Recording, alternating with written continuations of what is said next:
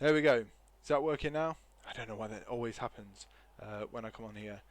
Try and see if I can get that fixed. But you should be able to hear me now. So I was just saying, we had in the semi-finals two tales of underdog versus overdog, and they were incredible matches, real nail biters, right to the very end. And so those underdogs managed to come out on top. It was incredible to see those two.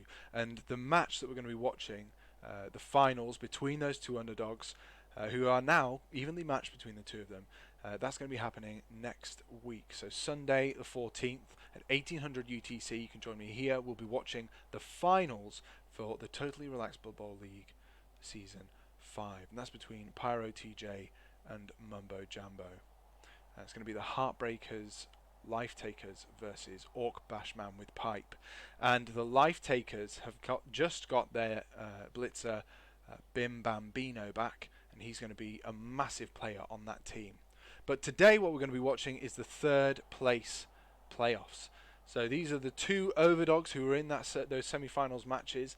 Behemoth teams, some great players. We're going to have a look at those in just a second, so we haven't got a huge amount of time, but we'll try and get a look at the teams before we get started. Some incredible players on those teams, and they're going to be going head to head. We've got the Claws and Teeth on the one side, with Not Sure Yet, the Necromantic team, and then we have the Tusks and Fists on the other side with our Grubsniks boys. So without further ado, let's take a look at those teams. So if I go here,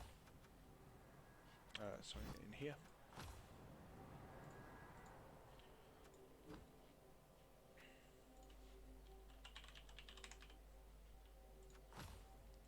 So let's have a look at Grubsnik's boys. So we've already got Ek in the chat. Thank you very much for hosting there, Ek. Much appreciated. So yeah, Grubsnik's boys. We've got a pretty formidable team. Yeah, I'm looking forward to it too, Mumbo Jambo. Good to have you with us. So yeah, of course we've got Ugg. He's not terribly developed, just getting there. He's fairly experienced with that team, but down here we get some seriously scary places. So we've got Modaka, our blodging accurate thrower there. I played against an accurate throw the other day, and they are really scary. Because the ball goes wherever they want it to. And who's going to be there to catch it? Probably one of these blitzers.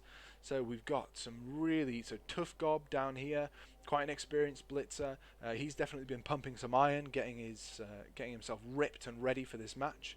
We've got Gullscragger Jr., who's a little bit more experienced than some of his fellow blitzers, and he is very light on his feet. So he's going to be dancing here, there, everywhere, and of course he's going to be in a great position to be catching that ball.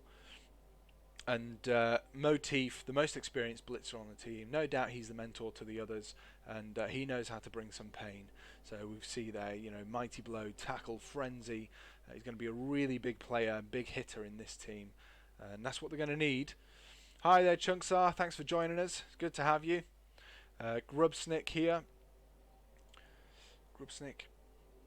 Strip ball, guard, blitzer, so that's definitely one to watch. He'll be sneaking around, trying to jump into that cage, get to that ball carrier, snatch that ball away. Yeah, it'd be really interesting to see them. We've got the Goblin down here at the bottom, Skrasnik. No doubt he's just in there, a few fouls here and there, understandably, as a Goblin would do, and maybe a one-turn touchdown. Might see that happen today, don't know. Depends how hungry Ugg is. Now, if he's anything like the troll that I had on my Underworld team, Grog the Hungry, then yeah, he will be chomping down some Goblin. X-Star, quite an experienced lineman for this team. He'll also be one to keep an eye out for. And of course we've got our Black Orcs, all of which are quite experienced here. Smasher, Crasher, Thrasher, and Basher the Second. Basher the Second did a pretty good job in that last match in the semi-finals against Heartbreakers. Managed to come away with block, so block on all of those, so some really tough Black Hawks. You can see just down here all the block here. It's going to be a tough team to have to fight up against. So that there is Grubsnik's boys, a really good spread. Hi there, Ninja Bread Man, thanks for joining, good to have you with us. So a good spread of skills there, a nicely developed team, quite an experienced team. And when we talk about experience, this, if I'm not mistaken, is Not Sure Yet's 5th season. So we've got Monkey Chunks here. Love the name Monkey Chunks. Very inspired. So yeah, we've got this Necro team here. We've got the two Flesh Golems. One a little bit more experienced than the other. So we've got Frankie here. Steiny did a pretty good job last game. Surprised he didn't get MVP. Wasn't too bad. They struggled a bit though. He did do one tremendous goof right at the beginning of one of their turns that ended up, to be fair, ended up giving Orc Bash Man with Pipe a really good leg up, and they managed to race off with the ball, and it effectively ended up costing them the game. There's a couple of other things that happened there, some good dice for Orc Bash Man and some not so great dice for Not Sure Yet that ended up in that loss. But nonetheless, Steiny, I didn't think he did too bad, just that one major mistake, really giving away his lack of experience there. So yeah, that was Steiny. And of course, his more experienced, and not tremendously experienced counterpart, Frankie, did a pretty good job in dishing out some pain with that block. So Frankie leading the way there. But the real ones to keep an eye out for are these werewolves. Now, Morlock Red Claws, he ended up leaving the game pretty quickly in the semi-finals against Orc Bashman. It was really unfortunate for him. The most experienced member on the team ended up having to go into the dugout without having. He failed to regenerate, which was a shame for him. But he is back in this match, so it wasn't too bad an injury, and it's going to be really fascinating to see how he comes into play if he gets to stay on the pitch. Morlock Red Claws there, so some seriously nice development here. Really experienced player. Yeah, we want to have a look at Morlock Paws. Morlock Paws, also another really strong player on this team. And yeah, that's right, Ek. The two werewolves are nasty. Block, Mighty Blow, Piling On, Frenzy, Claw, all these kinds of awful things. So the two werewolves definitely ones to be watching out for. Morlock Red Claws, a little bit more, with the extra movement, with the dodge and all these kinds of things, a little bit more maneuverable, but Morlock Paws is just looking to bring the pain. Okay, we've got Mighty Blow, Claw, Block, Piling On. He wants to remove players. So yeah, those two are definitely going to be ones to watch. The Wolves, as I said, Claws and Teeth for this team. We have the Claws and Teeth of Not Sure Yet against the Tusks and Fists of Grubsnik's Boyz. Yeah, and then so we've got the zombies are pretty well developed too. Quite a lot of wrestle zombies, just taking those players out of action by wrestling them to the floor. And of course, Gustav the Dead Jester did some great kicks in the last match, and our two whites as well. Thorgrim the Villain, not quite as not nearly as experienced as Vlad the Vanquisher. Vlad the Vanquisher has a lot of games under his belt, and just look at this: Mighty Blow, Tackle, Piling On, a real tour de force there. Definitely a great mentor to Thorgrim the Villain. So there we are. Those are the two teams we have going up against each other. Monkey Trunks, we're not sure yet, at 1900, and Grubsnik's Boyz are at 1890. So they're a really well-matched pair of teams. So Ninjabread says, going to be in Old World Premiership next season because they're too powerful for the Elithis. Yeah, it's a pretty strong team. It'll be really interesting to see how they get on today, because both teams have some great players, some really well-skilled players. And Grubsnik's Boyz might not have players that are quite as experienced as some of the Not Sure Yet team, but nonetheless, they know how to carry their weight. And I think they pulled a few punches when they were in the semi-finals. It wasn't a huge amount of injuries there, but I think that they're going to come back and dish out all the pain. And there we go. We're in.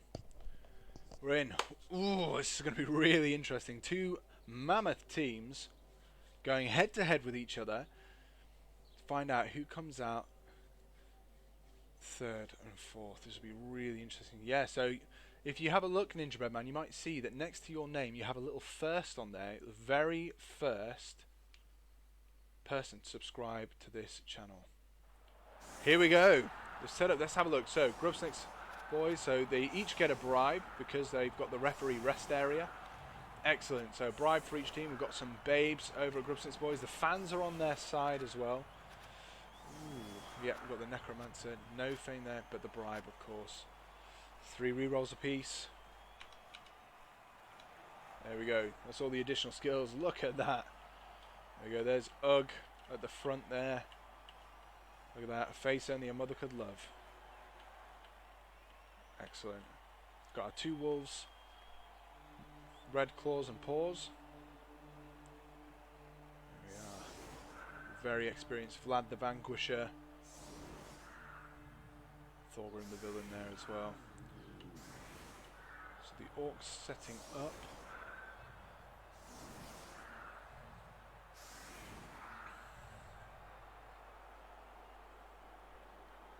There we go, just setting up in defence. There's some serious blitzers there. Great spread of skills.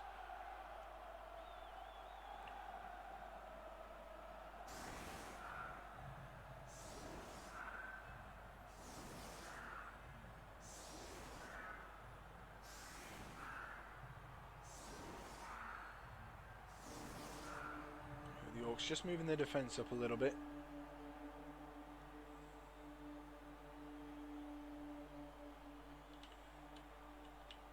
Look at those tusks. Look at that. He means business. Look at that. Whew. Basher the second. Wouldn't like to know what happened to Basher the first.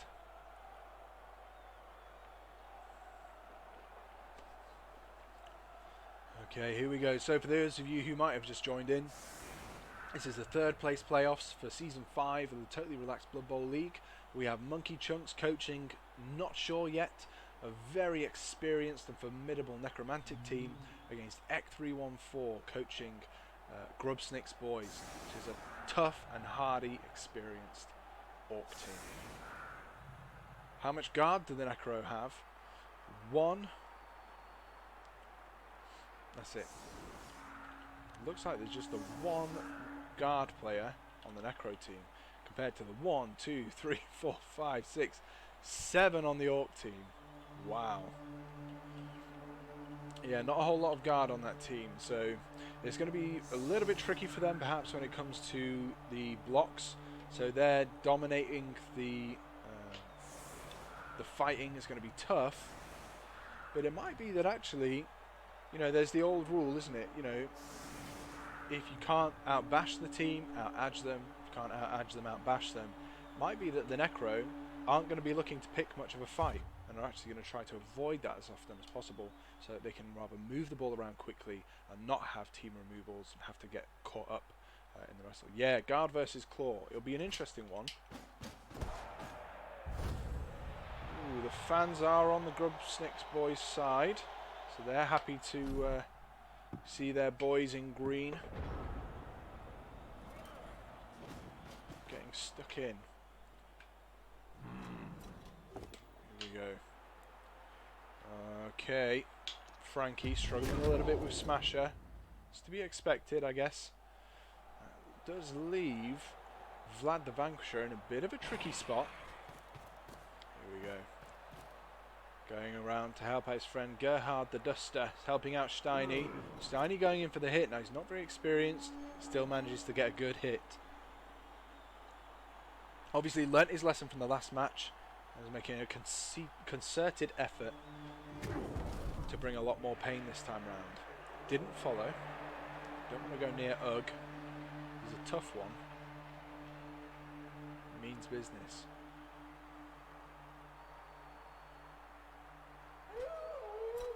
Okay, blitz coming in from, I imagine, is Paws. Yep. Paws gets a great hit against Smasher. Smasher knocked down to the ground. Ooh, it's a great shot and he's injured straight off the bat. We said they were going to be bringing the pain. And he was going to be one to watch out for. Wow. Wow. Apothecary used already for the missed next game injury. Manages to patch him up good. Sends him off to recover a little bit in the dugout. There he is. Wow, wow, wow. So that was Smasher off for this drive already, thanks to a pretty excellent blitz from Morlock Paws. Yeah, the claw, because I think both players have claw mighty blow, so that's huge, because the orc armor matters not a jot, doesn't make a difference. Oh, this is a great hit from Gustav. Great hit from Gustav. Knocks down Ugg with the help of a lot of friends, and I'm thinking we might see Yala Yonden race across and get the boot in just a moment. Yeah, that would be 1, 2, 3, 4 assists and dirty player. Ball's picked up by Grave Snatcher there, swoops in, scoops the ball up. Now we just have Yala Yonden. Oh dear, I wonder what will happen to Ugg. He's in a precarious position.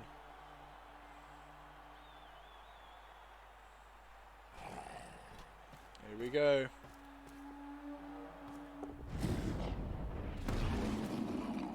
Oh, it's a good shot. Oh, wow. Ugg is off for the drive. KO'd. Wow. Unbelievable. So that's 2 players removed in the very first turn. They have the ball. It's deep in the field where no one can get to it. 2 key players too. Ugg and Smasher, both who would have been giving a little bit of guard, removed from the pitch. Making great use of claw. It's just a push from Thrasher, struggling a little bit with Vlad the Vanquisher. Vlad much more experienced than Thrasher, so it's no surprise really. Yeah, that's right, Chunksar. Nice turn to set the tone of the match. Ninja Bread Man, you say you'd never put your big guy on the line for that very reason. Yeah, well, I mean, it was pretty rough. It was pretty tough to watch, you know. I thought that the use of Stand Firm from Steiny there was pretty clever to make sure that all the players were going to be able to give a hand in removing Ugg the Troll. Yeah, I tend to be the same. I don't like to put him on the front. But you see, I don't like to put him on the front in case he gets blocked. Never mind getting fouled. But there we have it. Hopefully, he'll have plenty to drink from the Bloodweiser babes and the kegs they have in the back. And he'll be back to join us at the next drive.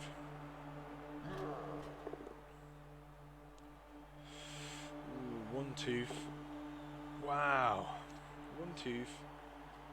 Using up a reroll there to try and get that zombie down. Just trying, no doubt, to even out the numbers. And this isn't a bad position necessarily for the Orcs, given that all of the guard is grouped together. What the issue is that very few of them are in base contact. Here we go. This is a blitz from Tufgob. Smashes into Morlock Paws, hoping getting down just a push. Morlock Paws manages to stay on his feet. Tufgob looks at the gang that's formed around him. He says, no thank you, I'll stay where I am.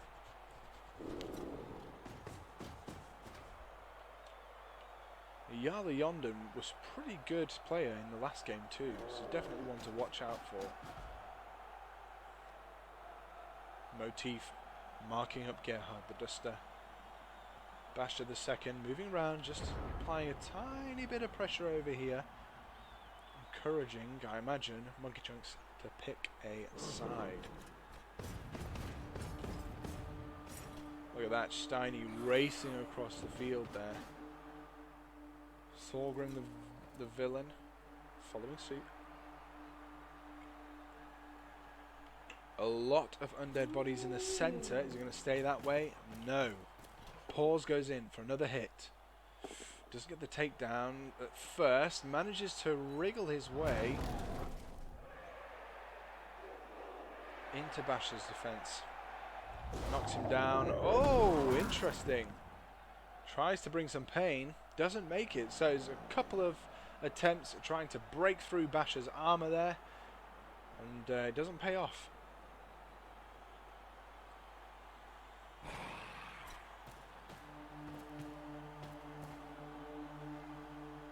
Oh, hi HDTV. Thanks for joining us. Yeah, a bit too much from the Bloodweiser kegs last night. Nursing the hangover with this stream. Nice. I can't think of a better way to nurse a hangover, to be honest.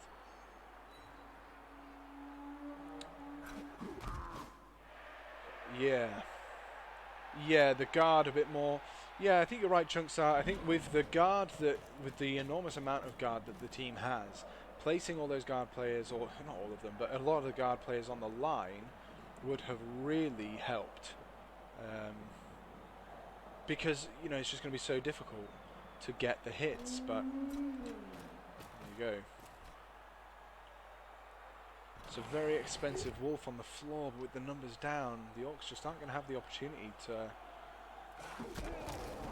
get at them. That's both Orcs down here, so sending the Orcs around hasn't really worked out necessarily. They're both on the ground. Jarl yonder tied up, so couldn't come round to give a foul, but I wouldn't have been surprised if he'd given it a try.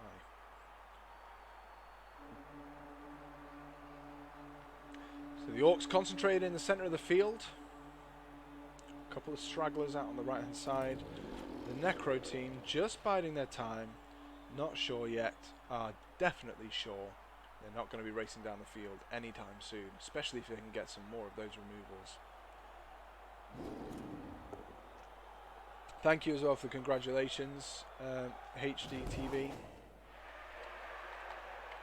Yeah, it's nice. The support I've gotten from TRBBL has been absolutely fantastic.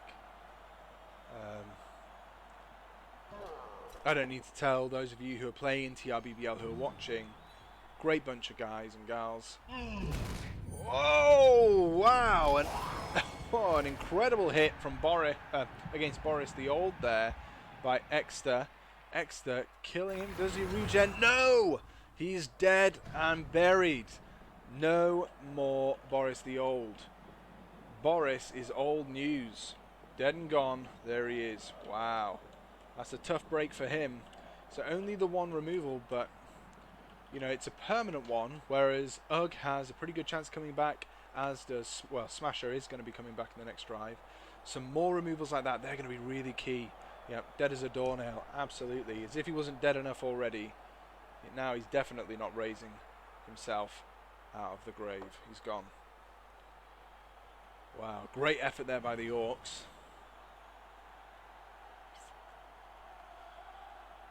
Now I have a lot of guard, so I feel like there's plenty of opportunity to pile on the pressure and get the advantage over the Necro with their hits now.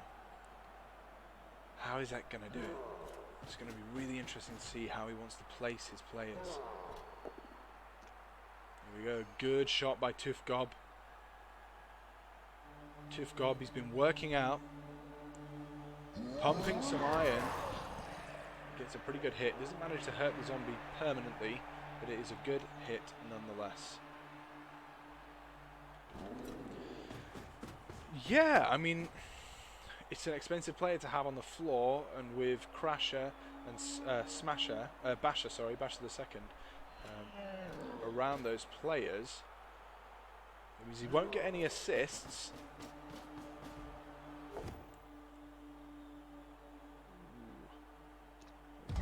Where he is, and then are we going to see One Tooth come through? Is that going to leave this side weak?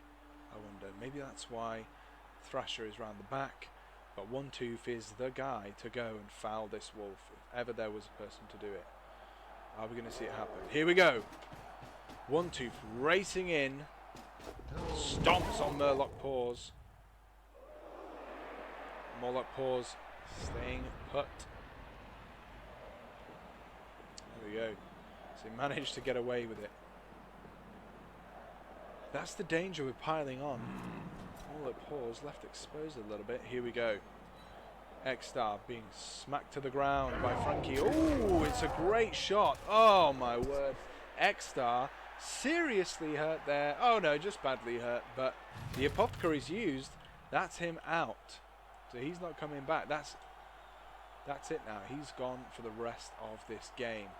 So again, more removals. That's 3 removals in as many turns. Steiny manages to get a good hit there despite his inexperience. A little bit of vengeance for the dead zombie, yeah.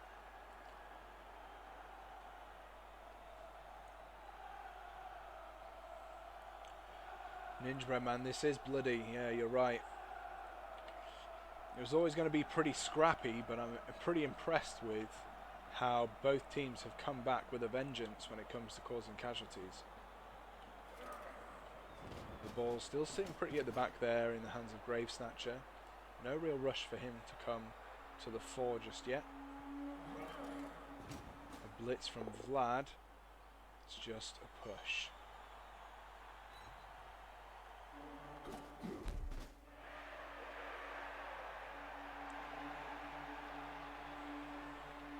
Thorgrim there just giving a little bit of assistance. Vlad racing back across the field.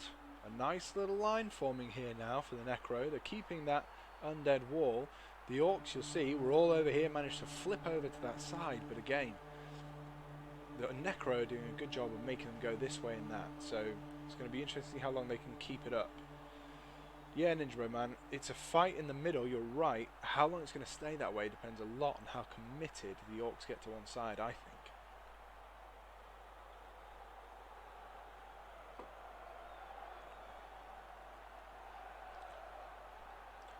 Necro has numbers disadvantage because they're protecting the ball.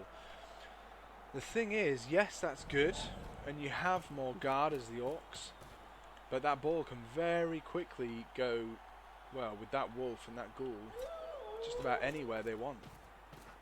Where the wolf moving up to get more involved. The ball is clearly, they feel, is very safe. Now we have more luck. Red Claws getting into the fray. Still protected by Vlad and Frankie. Whoa! Ooh. Oh my word! Morlock Paws tries to get away, gets tripped up, and then he's injured. Wow! And fails the regen. That's a huge removal, all from just tripping up, trying to get away from the Orcs there. Wow! That's really unfortunate for the Necro. Can't believe it. That is crazy. So the last match we had Red Claws leave the pitch, and that was a huge removal. Now we see Paws following suit in this game. There's only one wolf left, and bear in mind that Paws was the wolf who's causing a lot of removals. Is that going to be the last of the removals that we see from the Necro? Probably not. It's certainly going to be a lot harder. In the semi-finals, it was actually Red Claws.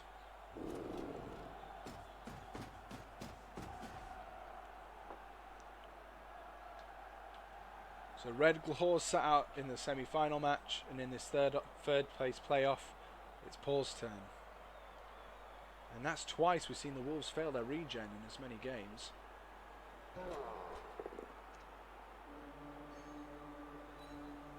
Just a shove from Toothgob.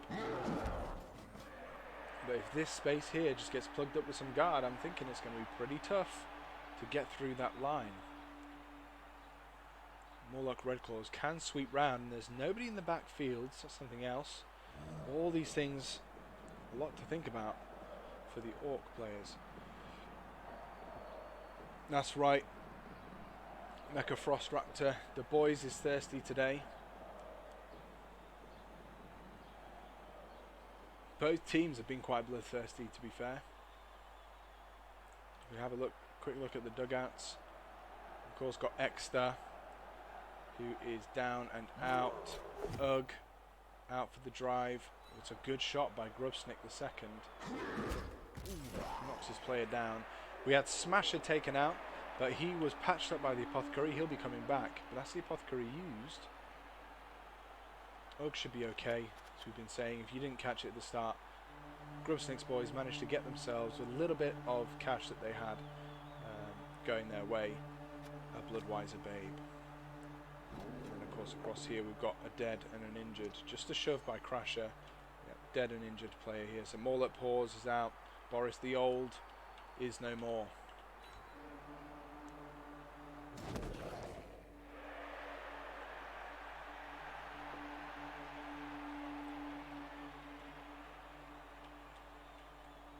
Ball very far back, yes. 1, 2, 3, 4, 5, 6, 7. They can get just before the halfway line without go for it. And they could hand off to more like Red Claws. Clear this guy, and then 1, 2, 3, 4, 5, 6, 7, 8, 9. He's out. He's gone. It's going to be really hard to catch him too. So it's definitely something to watch out for. So the ball might seem very far back, but with that wolf and this ghoul, it can definitely get shifting from one side of the pitch to the other. 1, 2, 3, 4, 5, 6, 7, 8, 9. Go, go. You know, one square away from the end zone. That's where it could get to from that position. So, yeah. We got a good shot by One Tooth there. Knocks down Steiny.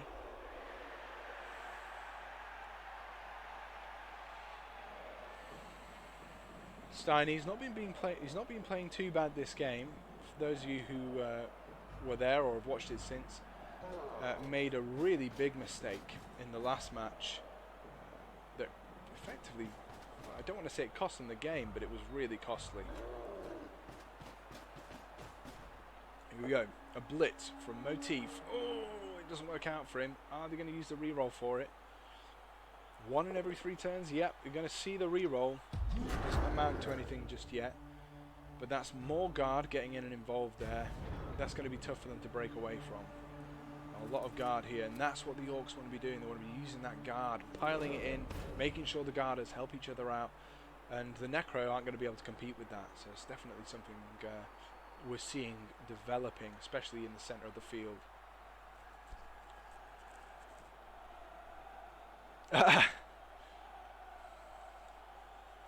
Don't take too long, Ninja Man.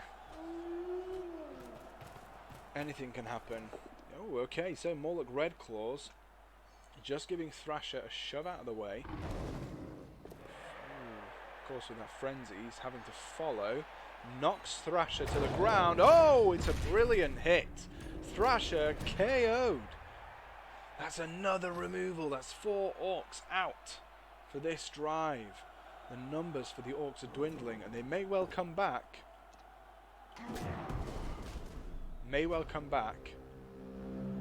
But I just missed that. Frankie went for a block. Push Skull. Frankie went for the block. Could have shoved. I think it was Scragger Jr. out of the way and hit the ground. What even happened there? Frankie, the more experienced of the two, seems to have done a Steiny, hitting the deck when he really needed to stay on his feet. Wow. That's, yeah, Chunksar. I was thinking that the Wolf would be able to get away, but with that push, of course, and Frenzy, he had to follow. Has got dodged, but we saw what happened with Paws. It's not necessarily the end of the world if Morlock ends there, but it is the end of the world. Well, it's not the end of the world, but it isn't a great deal of help if Frankie hits the deck and turns the ball over. And now the Orcs, I would imagine, are going to want to bring some pain. They have a lot of good blocks. A lot of good blocks. I guess it's just figuring out which Necro player you want to smash first. I'm wondering even.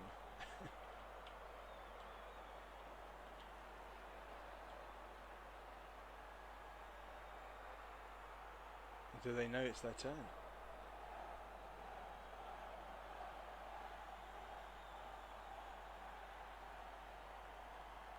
Oh, chunks are, yeah, there is a little bit of a delay. I tell you what, I did say I was going to try and sort that out, so there wasn't as much of a delay.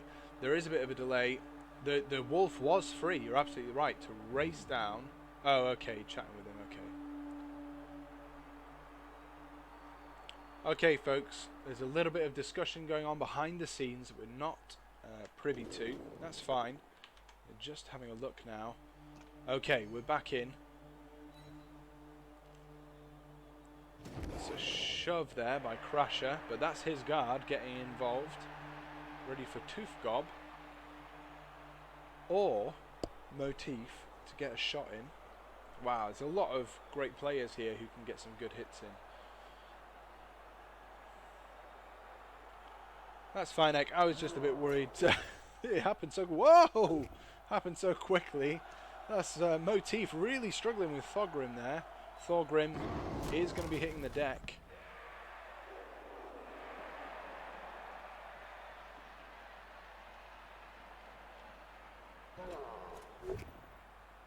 Oh, a good shot by Grubsnik Jr. against Morlock Redclaws. That's what he wanted.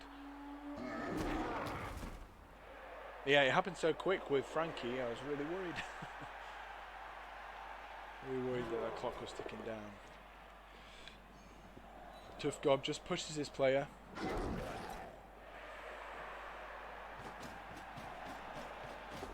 Oh, struggles on the go for it and hits the deck on the way to get to Gravesnatcher. Gravesnatcher is going to be really concerned now. Really concerned. He's got the orcs breathing down his neck. That was too close for comfort. Could some more hits have gone on over here? Perhaps, yes. But that is not what the ghoul wants to see.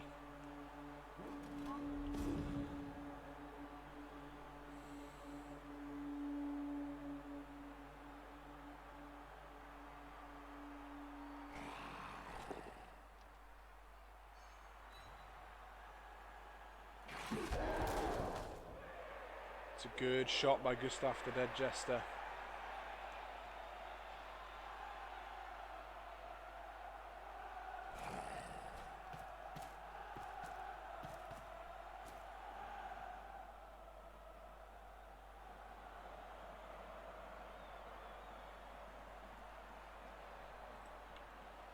There we go, that's Gerhardt the Duster moving into the boys' half. Are we going to see something of a screen or a cage forming here, I wonder? We're going to see Grubsnik Jr. get hit out of the way. Interesting to find out. Chunks are, the teams are now split in two groups of friends. They, yeah, definitely seemed that way. It's a good hit by Morlock Redclaws. Grubsnik Jr. going down. Stunned there. The claws doing a thing again.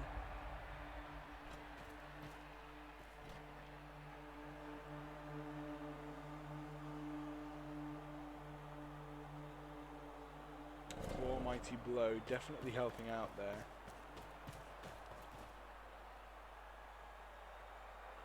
Gravesnatcher racing up with the ball, pushes himself to get next to Vlad. Vlad struggling to catch the ball a little bit there. He's having a hard time of it. Oh, he's really struggling. Fails to get it. Wow! Fails to get the ball. The ball hits the ground. A loose ball. And that's a lot of orcs around.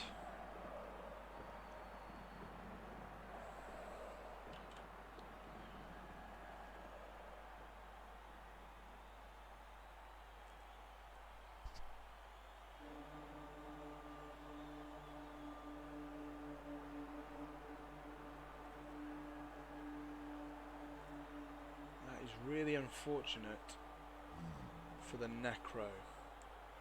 How are the orcs going to capitalise from that? Because just as the Necro team was split into two groups, the orcs are now split too.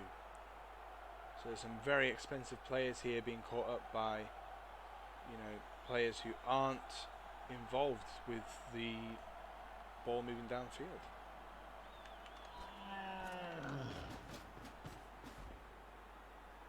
Okay, Grubsnik racing down the pitch.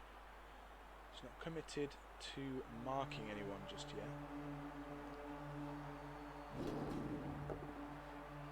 There goes a good hit by Crasher, who I imagine is going to want to knock his player down and then move up next to that ball. Going to try and get some tackle zones on there.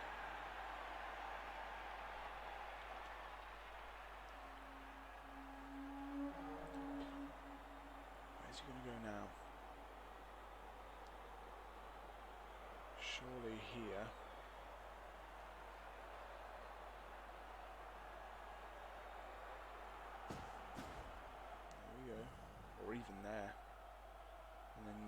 player could have come in here. 1, 2, 3, 4, 5. Oof. Oh, it's a hard play for Grubsnik's boys. I won't want to be them. I don't envy Ek at all. But Crasher moving in after taking down Yala Yonder. That's a tackle zone on that ball. It's already getting more difficult to pick up. Here we go. Oh, man! Once again, that is Tufgob really struggling there. I don't know if he's got a cramp in his calf or what, but he is really having a hard time of getting himself around the field.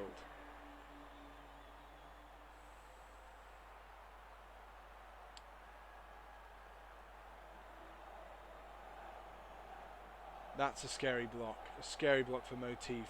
Motif has been known to be quite a frenzied player, likes to follow up and try and have another go at the player. If he gets a push, it's going to be 2 dice and his opponent can pick.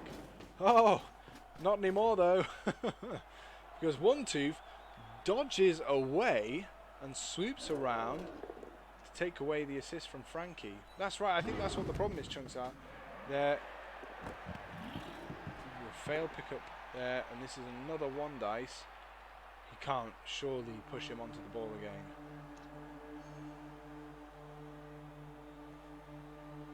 Don't do it. Where's he going to go? To ball or not to ball? That is the question.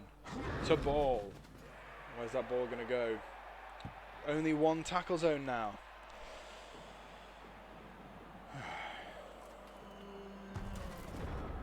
Interesting. Yeah, as I was saying, I think you're right, Chunks, are the wrong cleats on the shoes.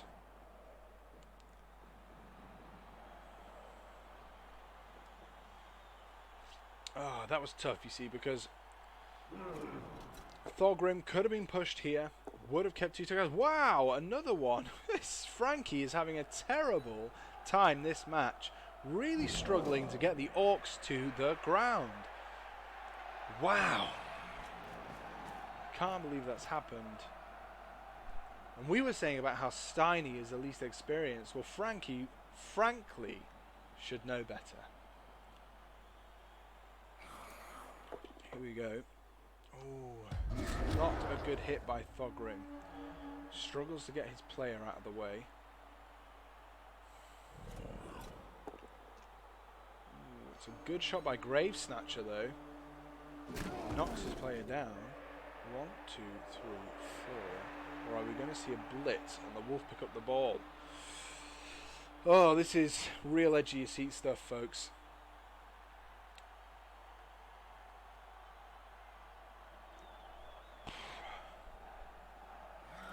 Here we go. Okay, Vlad moving in to get another tackle zone on that ball, just adding another layer of protection. Wow, we're going to see Red Claws go for a blitz. Pushes his man, has another go. Takes down Grubsnik the second. Oh, and it's another removal. Grubsnik the second knocked out there. Wow. Madness. Morlock racing around. So the Gerhardt can get a shot against One Tooth. He gets his hit. Knocks his man down. Wow. Time is ticking down, folks. This is going to be down to the wire this half. It's going to be interesting to see what the Orcs will do. It's a really tough position for them to be in.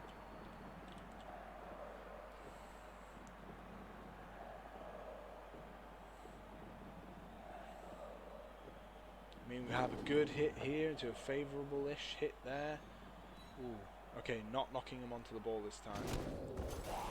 Now we might see the blitz from Motif coming a little bit later on. We need to see his players picked up first. The Orcs really having a difficult time dealing with this ball.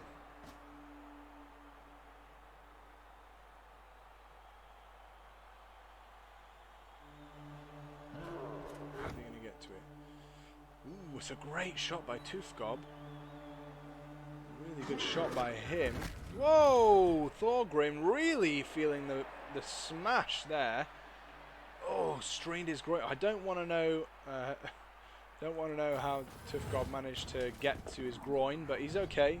Groin all repaired. I'm just wondering, are we going to see Motif go for a blitz soon? 1, 2, 3. It'd have to be 2 go for it. Hopefully he doesn't follow Tufgob's example.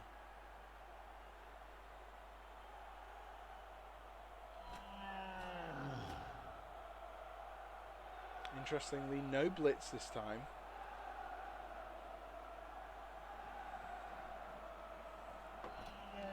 The blitz actually coming from Grubsnik Jr., who gets a great shot, a really lucky shot on Morlock Redclaws. Knocks his player down.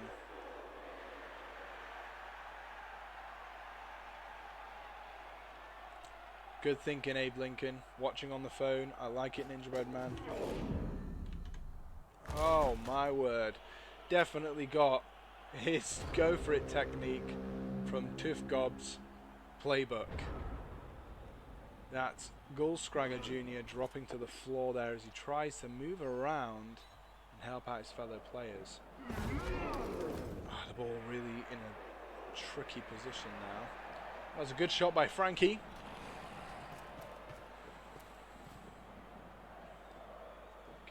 The Duster just coming up to protect Morlock Redclaws. Oh, to give an assist even to Gustav, who knocks down his player. Wow, 1-2 for the inexperienced lineman, gets knocked down there. Now that frees up Morlock Redclaws. Now they need to get a move on, they're not sure yet. 3, 4, 5, 6. You can get his player to about there if they can just get players off the ball. Wow, going in for the blitz. It's a good shot there by Morlock Redclaws right into Crasher. Sends him crashing to the ground. Ooh, nearly.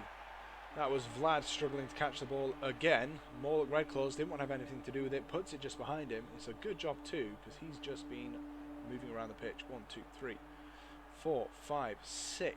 1, 2, 3, 4, 5, 6 is not going to be enough. They need players. Oh, that was lucky. That was lucky. That was Grave Snatcher really struggling to get away from Tufgob there. Now they've got a player in scoring range. 1, 2, 3, 4, 5, 6. I don't think we're going to see a pass here. Whoa! Vlad the Vanquisher struggling once again with the ball. He's just not got it going on today. I don't know what they've done with his gloves, or if he's just been eating a greasy burger before he came on the pitch, but he cannot get a hold of that ball.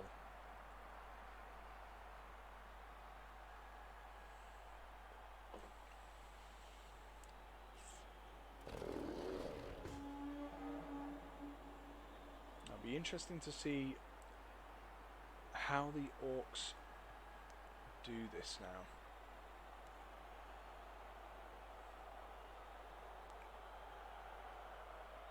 3, 4, 5, 6. Go. They can get a tackle zone on the Ghoul. Yeah, I think the Grubsnik's boys might have been greasing the ball just before they kicked it off. I think you're right, Ninja Bread Man.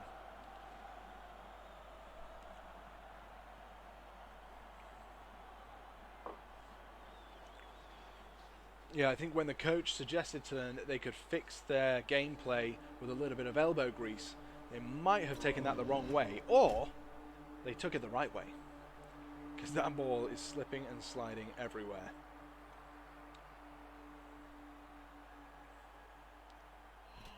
Here we go. A blitz from Motif. It's not what he wanted. They stay put.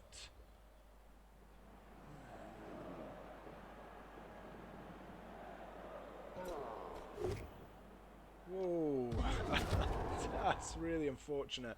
A really formidable block by Tufgob, and still stays put. Morlock Redclaws managing to stay on his feet despite the odds. Whoa, that was out of nowhere. 1-2 for the rookie with a cheeky race around there. Basher the second goes for it against Steiny, ends up getting knocked down. Steiny not looking very impressed that Basher would try it. But there we go. Look at that.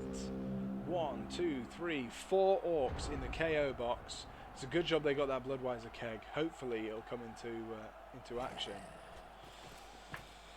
Oh, this is going to be an interesting one.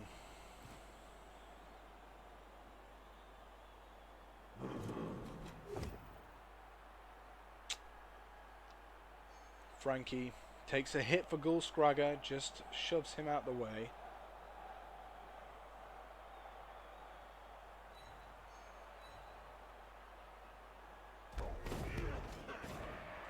Some chain pushing going on there.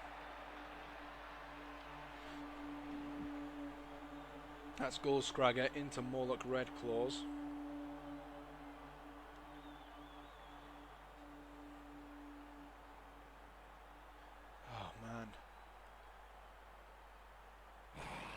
Ninja Bread Man's prediction, 2 orcs are going to come back. Well, we'll find out soon enough. It's a good hit there by Gustav. Knocking his player to the ground.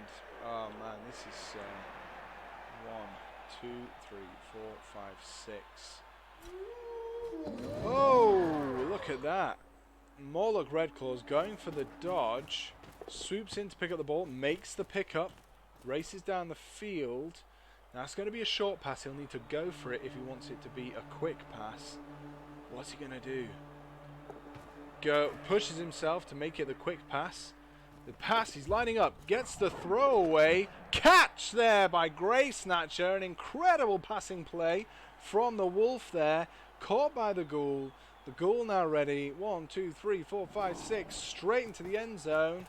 And with Grave Snatcher, that's going to be a touchdown for not sure yet. The Necromantic team just managing to get that ball into the end zone right as the clock was winding down. Wow. There we go. Look at that. Incredible. Okay. Here we go. Now we get to find out how many of Grubsnik's boys come back. Ooh, 3 out of the 4, but the one who's out is Ugg. And Ugg would have been great to have been a player with the Goblin to get the one-turn touchdown. Oh, how frustrating that might be for the Orcs if that was what their plan was. Whether it was or it wasn't, it's not going to be happening now. Wow. That was really close.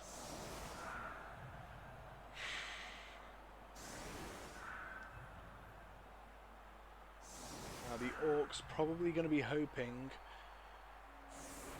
for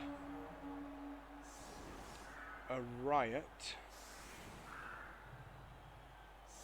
Just to stall that clock a little bit longer so they might have a chance at 2 turns. The likelihood is pretty low. The Necro currently setting up just in case that one-turn touchdown gets pulled off, and it is possible. It is absolutely possible.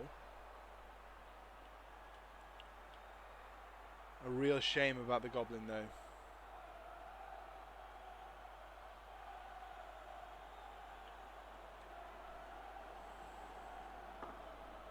About the Goblin, about the Troll. A real shame about Ugg.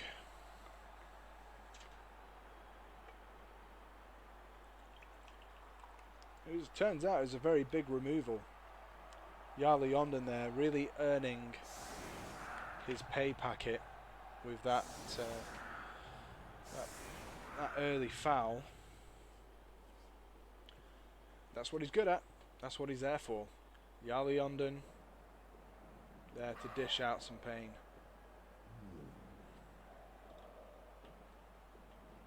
Oh, Morpheum, you missed the first half. Oh, man.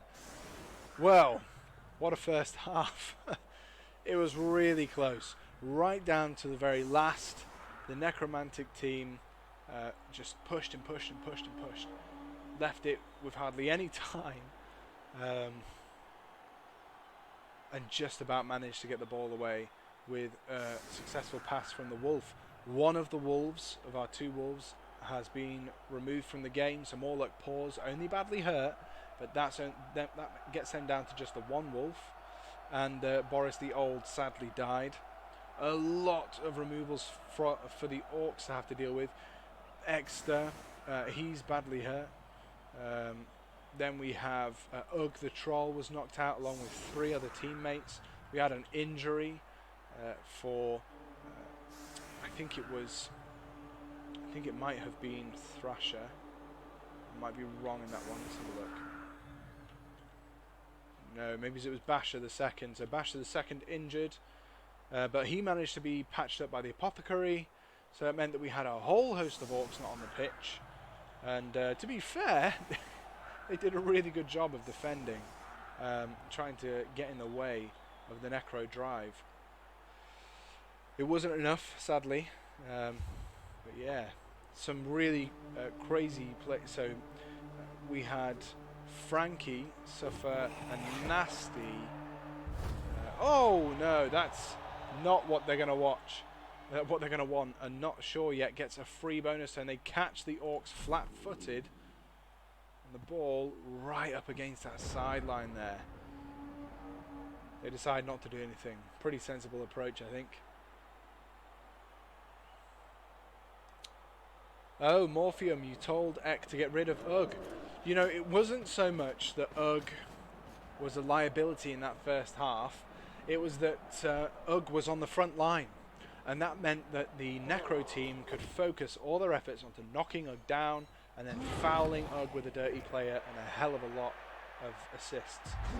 And that was enough to see the back of Ugg for now. But yeah, might be something that we talked to Ek about, is the thinking behind that, you know, putting him on the front line. Some of the coaches, Ninja Breadman, Chunksar, were saying they don't tend to put their big guys on the front line for that very reason. Oh, Yala Yondon, the great Ugg remover, injured there, manages to patch himself up. That's not too bad. That's 50-50 for the resurrection rolls, regeneration rolls. Sorry. It's nice for Thrasher, and it was close. We're going to see a foul of Tokkar here. Wow.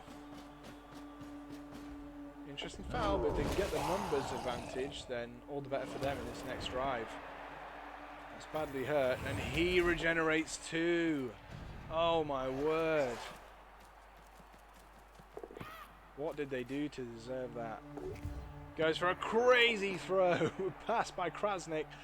Makes it. Fantastic catch there by Gulskraga Jr. Wow. A goblin throw. Modako doing a little dance there in celebration for his goblin friend's successful pass. And at half time, that's 1-0. Look at that beautiful stadium there.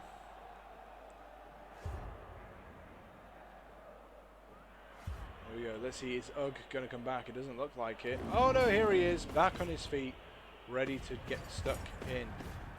Excellent. Good for him. So that's Ugg back for the next half. Alright then, Shuksar. Well, you can always catch the rest of the game on, and the same with you, Morpheum. You can catch the game on my YouTube channel, Monkey Juice. If you just type Monkey Juice in the search bar on YouTube, and will come up. And we've also got the semi-finals games on there as well. So if you miss the semi-finals matches, you can go and check those out too. And also all the other crazy games that I play, including one that I played against Ninja Breadman. That's going to be uploaded very soon. And that was a really tough game, a real brain burner. So what tends to happen now, folks, is that the two players have a little bit of a break. So one of them is going to set up, and then they'll either pause the game or just let the clock count down. So now is a great time if you want to go and get yourself a drink, or you need to make a rush to the bathroom.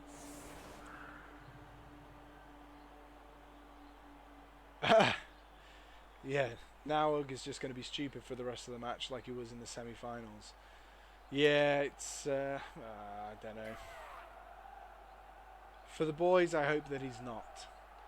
But I don't find really stupid players to be especially reliable, but we'll soon see. But yeah, now's a great time for you to go and get yourself a drink, get to the bathroom, and come and join us. I might actually just nip out to go and get myself a little bit of water. I'm going to leave the screen going, and I'll be back just shortly. But now's a good time for a break if you need one. Catch you in a minute.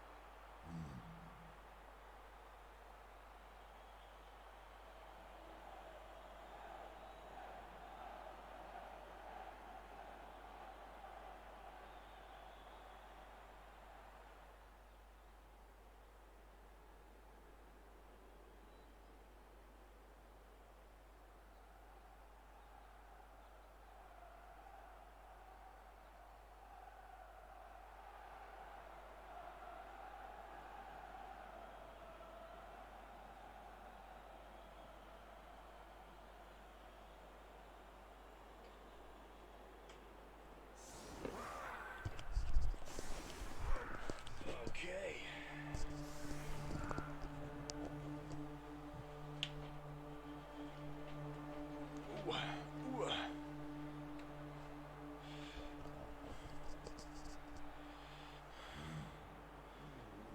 Okay, so Uggs on the field.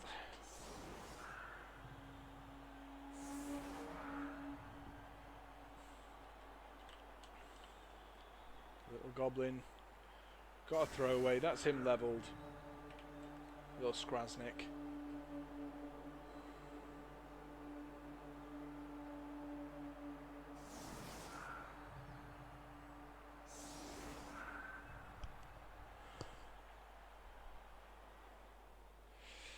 Yeah, Morpheum, check out that the league. They've got the 6th season sign-ups are still going on for a little while longer.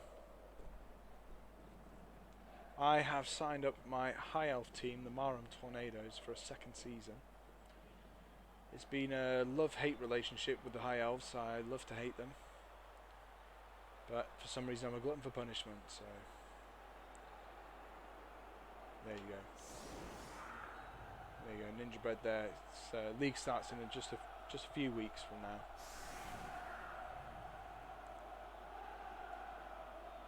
Yeah, I'm thinking next week for the final I'm going to dress up smart. So I'm going to dress up all pro. It's a special occasion. You've got to do it for those kind of things, right? Ooh, it's a good kick, really deep in the far end. That's a great result. For not sure yet to get a perfect defence. Don't think there's a huge amount that they can do with perfect defence, but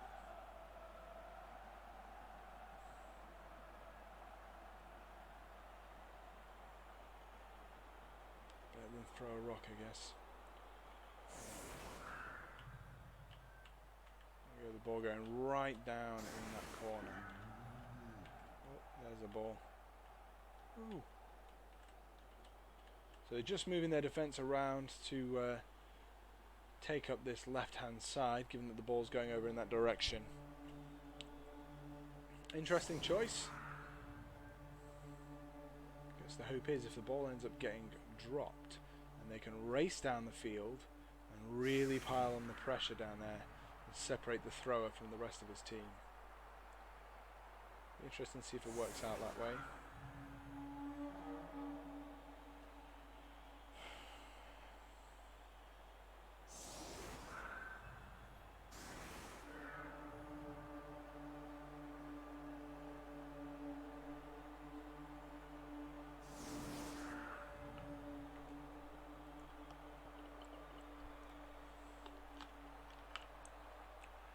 Necro deciding to really load up that left-hand side. I think the idea is, I mean, 1, 2, 3, 4, 5. It's a go for it to get under the ball. It might be that the ball bounces right in that corner, and then they're just not going to be able to get it out of there. So if they can sweep around here, then poor Modaka is going to be in big trouble. The ball comes up the field a little bit, but now it's up against the sideline, which is another scary prospect. You don't want the ball going in the hands of the crowd, so there's no telling where it will end up.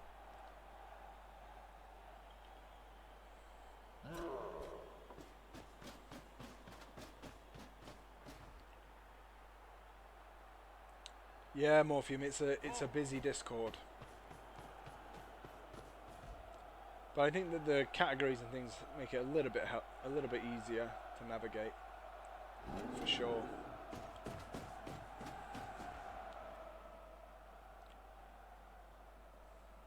With the a league that me and a couple of folks from the tabletop league is, I'm thinking I might get in touch with Ninja Bread Man. I might get in touch with you about that spike bot that you use, because that is really good. Really, really good.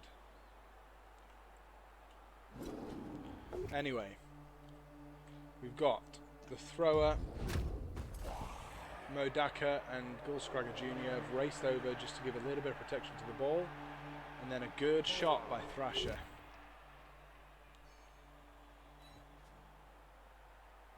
By Tufgob. Tufgob getting a good hit there. No armor's broken just yet, so Thrasher's had a go. Tufgob. Ooh, an excellent hit by Grubsnik. So some fantastic hits here by the Orcs. Ooh, it's a great shot. There he goes. Flying to the floor. And that's a stun. Mighty Max the second. Oh man. Mighty Max. That's a blast from the past. Whoa. Let me know in the chat if you ever had Mighty Max when you were a kid. Oh man, what a blast from the past.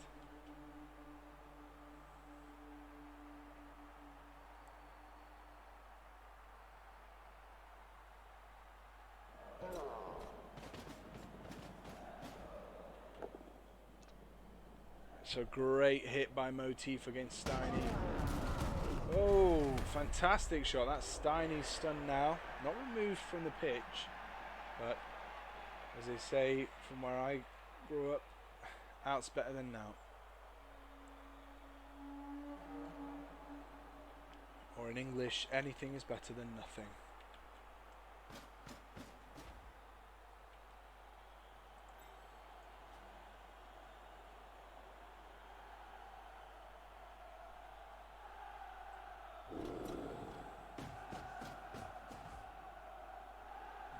Crusher moving up the field, just giving a little bit of assistance.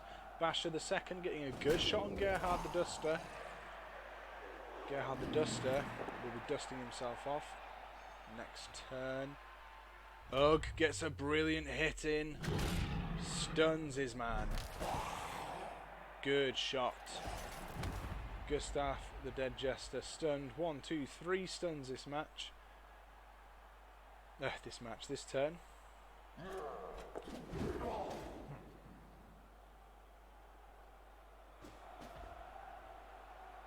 One Tooth dodging away from Frankie and Thorgrim, just giving a little bit more of a screen to help out those players at the back there. I think that's pretty solid play there. Really good play from the Orcs. Done a pretty good job.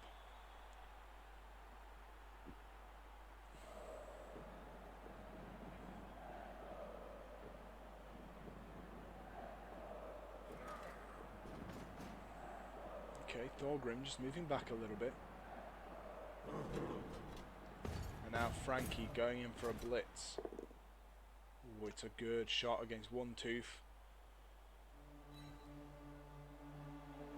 A great shot against One Tooth. Oh no. One Tooth injured, badly hurt, sent off to the dugout. Another removal. So we are now even in numbers for the casualties. Wow.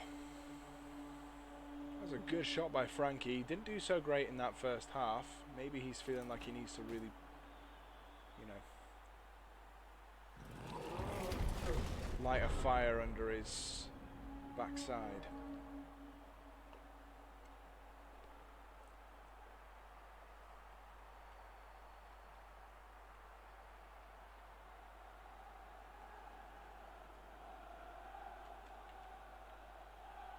Yeah, I can vouch for that, Morpheum. It's pretty chilled out, to be fair. Chilled out at all the right times, and on your case at all the right times. You can't ask for much more than that. Good hit by Grubsnik. Knocks his player back.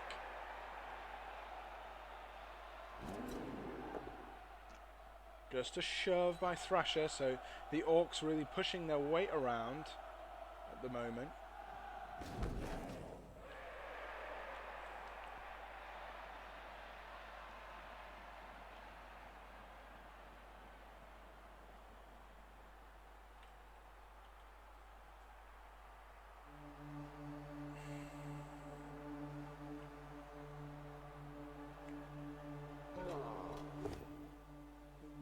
Great shot there by Tufgob.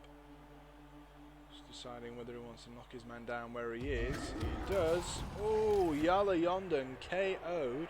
So he just came back. Just came back after recovering from his injury, and then he's straight back off again with a KO. There's no regenerating from a knockout.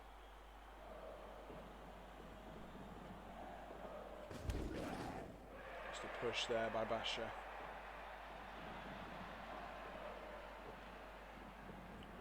There's space opening up here. I don't suppose there's anyone who can run through it.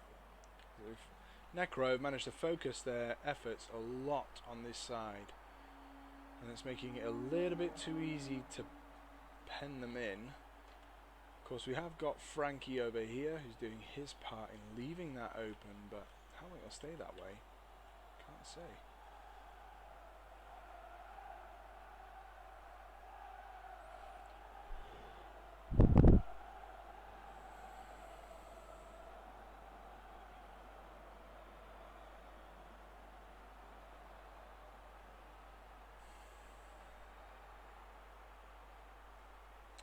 If the Orcs get the ball, where are they going to take it to? Here we go, Modaka snatching the ball off the floor there. Ooh, he tries to give it over to Gulscragger Jr., who struggles, just about manages to get his hands on it. Gulscragger, we were saying, is the guy who, if you want the ball moving, get it over to him. Struggled a little bit initially. That's that elbow grease working against him there, but moving that ball, no doubt, towards the centre of the field. So whether or not he should move it now to the centre of the field or not, he decides against doing that. I think that's pretty sensible. Moves it to the centre of the field, but nice and far from the Necromantic team. Ugg moving up, getting into place.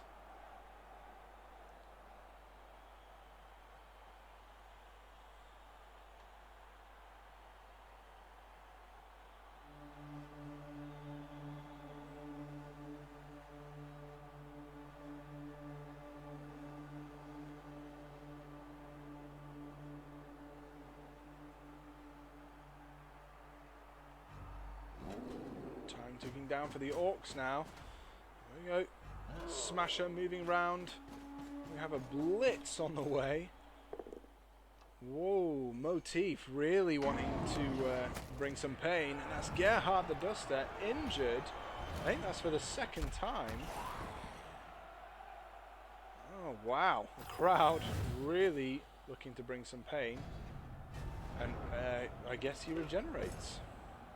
But for some reason is still out. What's happened there? Because he's regenerated, or it seemed that, yeah, the regeneration's a success, but then he's still in the casualty box. Let me know in the chat if you've seen that before. News to me that that was even a thing that could happen. But okay.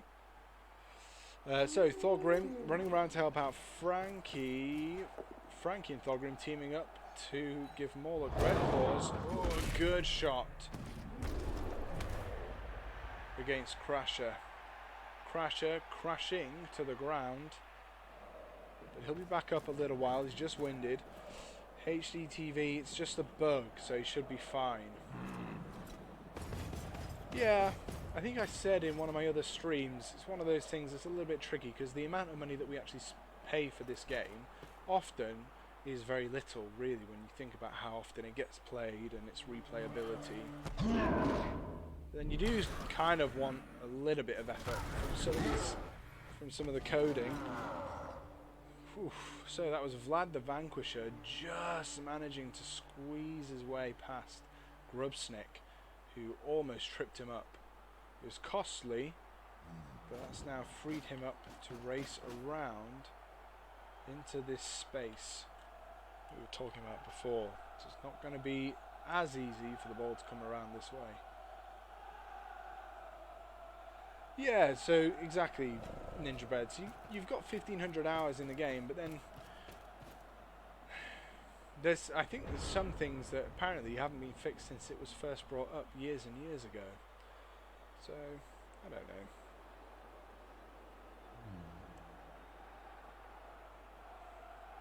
It doesn't really bother me too much. As long as things work most of the time, then I'm happy most of the time. So interestingly, we have Bone Collector deep in the not sure yet half. No doubt hoping that the Orcs will kind of forget that he's there so that he can pounce in later. And if I'm not mistaken, has he got wrestle? Yeah, so he can perhaps wrestle the ball carrier to the ground and get that ball off him.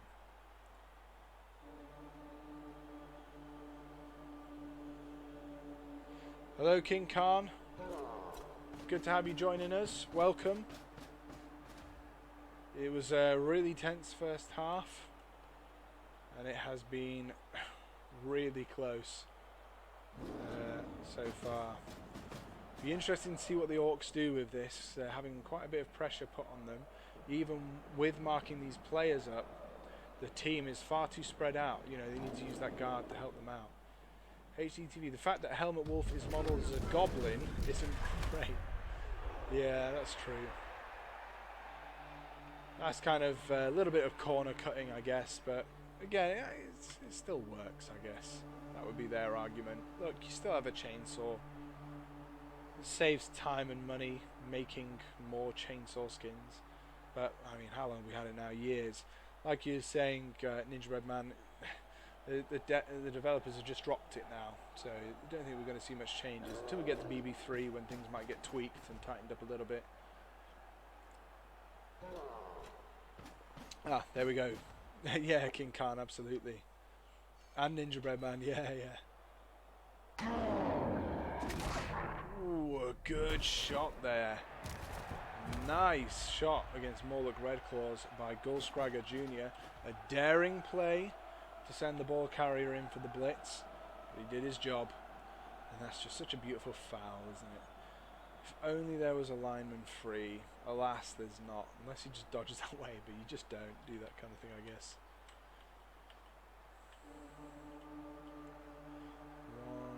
1, 2, 3, 4. Oh, no! That's really unfortunate. Modaka failing the dodge there. That is a shame. That would have been a great foul. 1, 2, 3, 4 foul with 1, 2, 3 assists. Ooh.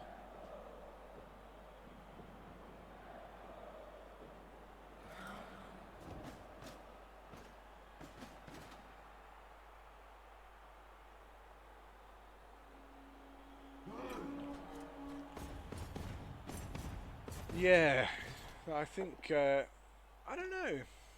I honestly can't say if I feel like that's a problem or not, the jack of all trades thing.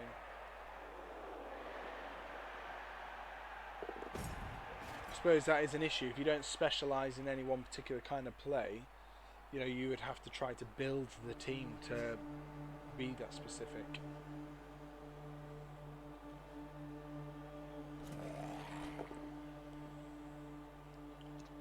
Looks like they're going to be wrestling each other to the floor.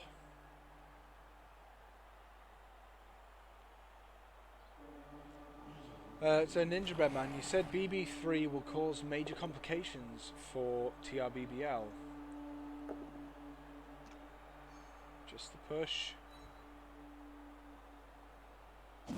I have to split BB2, BB3 setup until everyone migrates over. Right, I see why you mean that now, yeah. That's one thing I really hope, the one thing that I really don't like about BB2. Most things I can forgive, but the league playing on BB2, please just give commissioners more powers to set up things like schedules and different kinds of rules. You know, they just have next to no influence on the league structure as a commissioner, and that can be really tough. As someone who's come through tabletop, where I could just say that a particular rule is going to be in place, that's hard. To have to come to BB2 where it's like, I have no choice. You know, you're going to do what it tells you. Yeah, that's a real tough one. I really hope that's something that they sort out in BB3.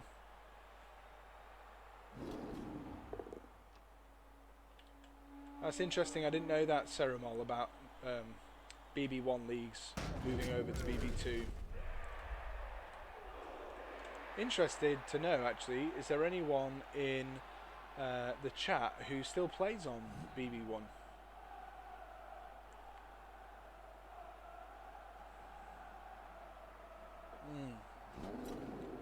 Yeah, absolutely, Ceramol. That's what we need. Need those admin tools. Oh, Mighty Max the second knocked out. Ooh, that's a good removal in the centre of the field there. The centre of the field now struggling a little bit. We've got quite a lot of the Necro team off now. 1, 2, 3, 4, 5 removals altogether.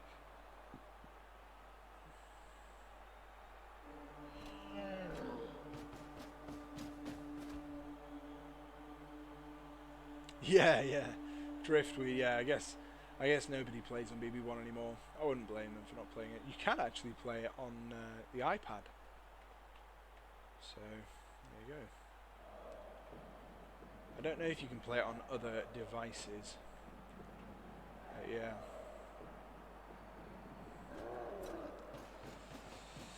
King Khan, what was it you were just saying there? Edit mode, you can build players, teams from the ground up, including costs. Make teams up to date with current or changing rule formats. Bugs upon release anyway, so it made sense to not immediately adopt BB2. Yeah. Yeah. King Khan Ceramol, some great points there, I think. Yeah, building hefties for flings. Oh, King Khan, you still play BB1. Nice. Community's very happy to contribute and make it better. It's like blood from a stone. Good shot there by Ugg against Gustav.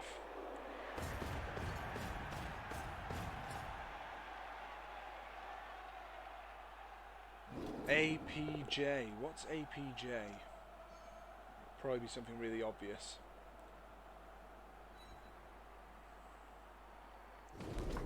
Just a shove there by Basher the second.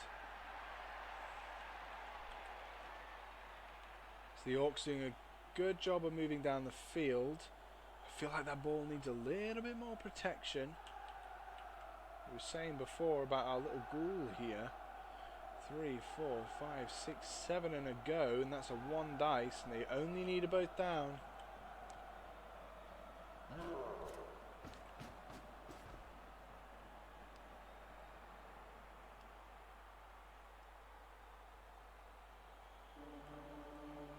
API, access to the code behind for stats. Oh right, oh okay. You know what I would love? I know this is an aside, and I'm just gonna say it briefly. I think it would be great if you could make your own players. I have a real love for the ethereal team from the Fumble Secret League, and I would love nothing more than to make an ethereal team. Doesn't matter what they look like, just to have the skills and things that the ethereal team has, and just, I don't know, to have the opportunity to make that up. God, that would be great. Yeah, they brought out the Snotling team. Bring out ethereals. It'd be really fun. Anyway, that's an aside. Yeah, hi Ceramol. So, Necro doing a lot of picking up players, which is good to see. Thank you for the follow, Lefe1975. It's nice to have you join us. Oh, it's exactly as I predicted. Exactly what I thought was going to happen. All they needed was a both down, wrestle, and the ball is loose. Now the question is, are they going to be able to recover it? I don't think so, but I could be wrong. Ooh. Ooh, it's a risky one for Morlock Redclaws. So oh, and again, struggling with the dodges. The Wolves have really struggled to get away from the Orc players, and it happens again. So, unfortunate there. Does mean the Orcs might have a chance now to recover that ball. He was left too open.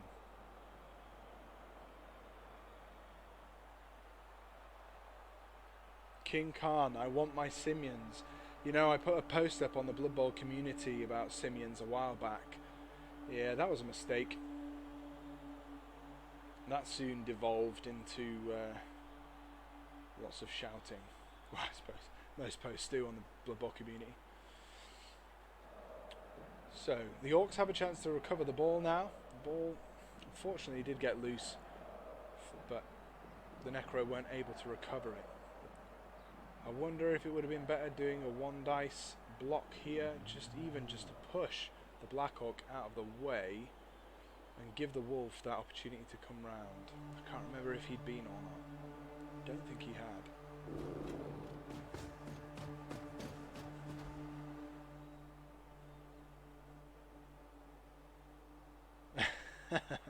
Yeah, Ceramon. It's to be expected. I guess you're right. I should say, while we're all here as well, thanks to the Totally Relaxed Blood Bowl League and their support, and your support, following the stream, watching the stream. The Monkey Juice Twitch channel has become a Twitch affiliate, which means that you can now subscribe to our Twitch stream, which means you don't get the pesky adverts, and you should get some other perks and things when it comes to watching the games. Thank you, Morpheum, for the follow.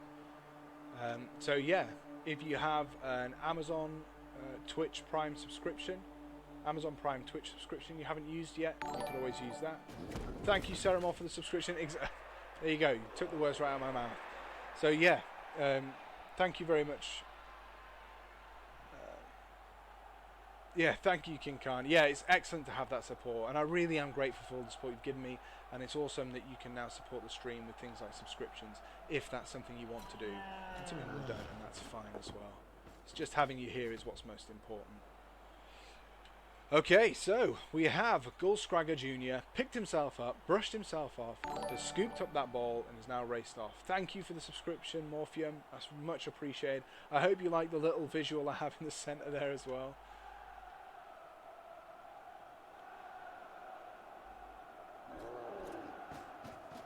Yeah, I think that's what your job is, Ninja Bread Man, is the resident Blood Bowl community Blood Bowl 2 apologist. That's your job. There we go. Frankie and Smasher just having a little bit of a fray in the middle there. Ooh, good shot by Ugg. Knocks his man down. Thorgrim not too badly hurt there. He's sticking around a while longer. Interesting. We've got a good hit by Tufgob. Knocks down Steiny. Interested to see what's going to happen here. The Wolf is still free. Red Claws, he's movement 9, bear in mind, so still 6 movement when he's picking himself up off the floor. 1, 2, 3, 4, 5, 6. Oh, I suppose he's a guarder, so it doesn't make a difference. But 1 go for it. It's 2 dice uphill. Yeah, maybe the ball is a little bit safer than I thought. With that Garda there, especially. Grubsnik gets a good shot against Tom Morton. That's most of the Necro team on the floor now. It's pretty unfortunate for them.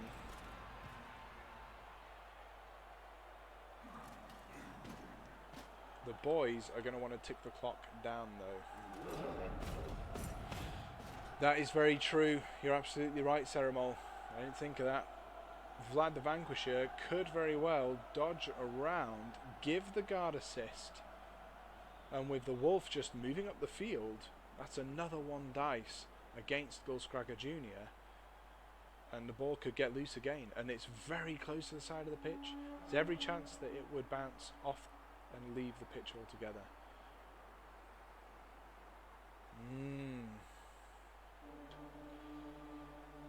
Vlad's already said his piece, however, so the guard isn't going around there.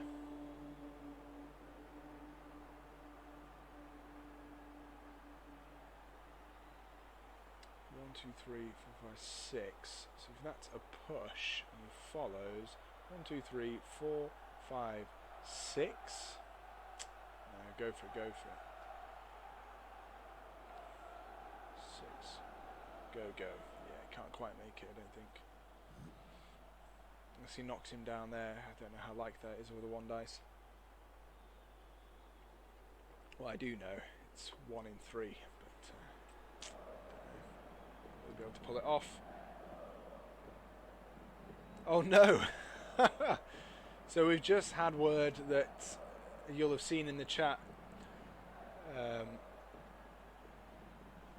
Yeah, there's some technical difficulties with Monkey Junks' mouse. He's just run out of batteries. What a nightmare. But that's okay. I'm sure we'll be swapping those batteries out just now. This match might be going into overtime. I'm thinking that might be the case as well, King Khan, yeah. And you're right, Ceramol, it's hard to second guess. Maybe we just shouldn't bother. Just see what happens. Okay, yeah, Monkey Jones is back. I think they might have paused it anyway. We might see the clock. There we go. The clock flicks back up to the time it was paused at. It's a little bit misleading when you're watching it. It keeps ticking down. I thought earlier that Eck didn't realise it was his turn because the clock was counting down, but they had just paused the game. Gustav the Dead Jester, oh no, pushes it to try and get in the face of Basher the second. Doesn't make it. That's great for the Orcs. That's really tough. Poor Gustav the Dead Jester tried to show everybody what he could do, ended up hitting the deck flat on his backside. Yeah, speculating is fun. It is fun. So that's it. Gustav the Dead Jester hits the deck. The Orcs now very free to run down the field and start running that clock down, and that's what they'll want to do. They don't want to have the Necro have too much opportunity to return fire. Doesn't mean the 1 turn is out of the question. Oh, there we go, Ugg. Unfortunately, going a bit stupid there. Morphium, you know, he's doing what you feared he would do, which is struggle to know what his role's meant to be in this game. Modaka. Okay, so Ugg's gone to sleep. Smasher, hoping to put Frankie to sleep. Ooh, nearly. Nearly. Just a stun for now. Crasher free to race up the field and deal with Red Claws. Red Claws still very much a threat here.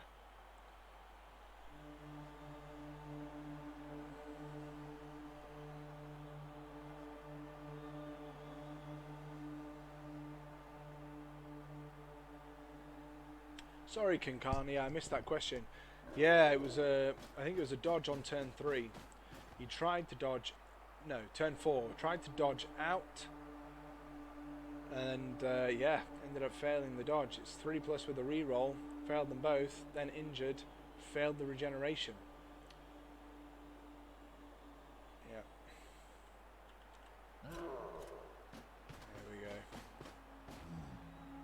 Underdogs helping each other around. Motif going down the field now, hoping to make a nuisance of himself.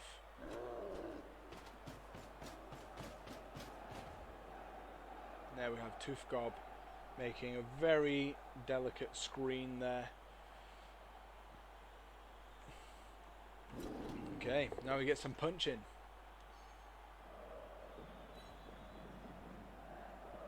It's a good hit by Thrasher. While Morton hits the deck, we're going to see a blitz now. We are from Grubsnik. Ooh, against the Wolf, it's just a push. Well, this got tackle. No, he doesn't. Shoves his player back.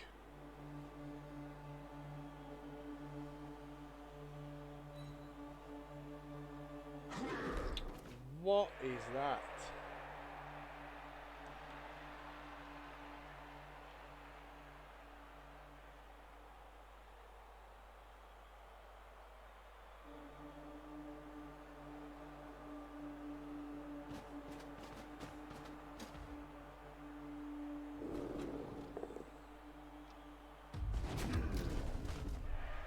There we go.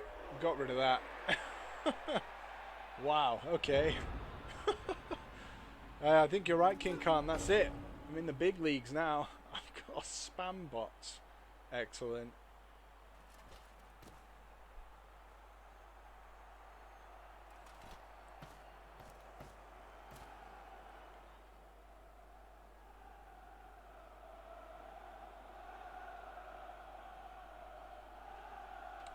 Yeah, get rid of him. Okay, Necro just recovering themselves. Thorgrim, 2, 3, 4, 5. Stopping himself a little bit short there, but okay. Bone Collector getting up in the face of Modaka. Now we have Morlock Red Claws going for the hit. Gets a push, pushes Modaka away. Pushes him once more up against the sideline.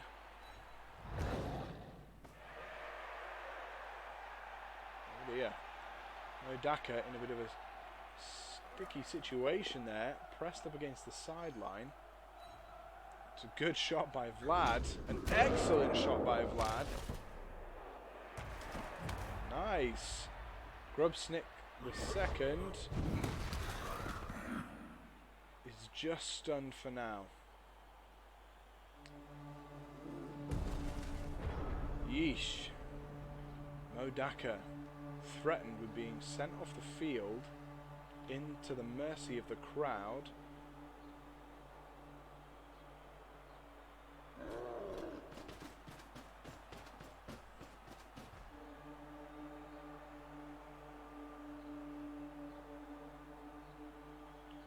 Interesting, Tufgob moving up there.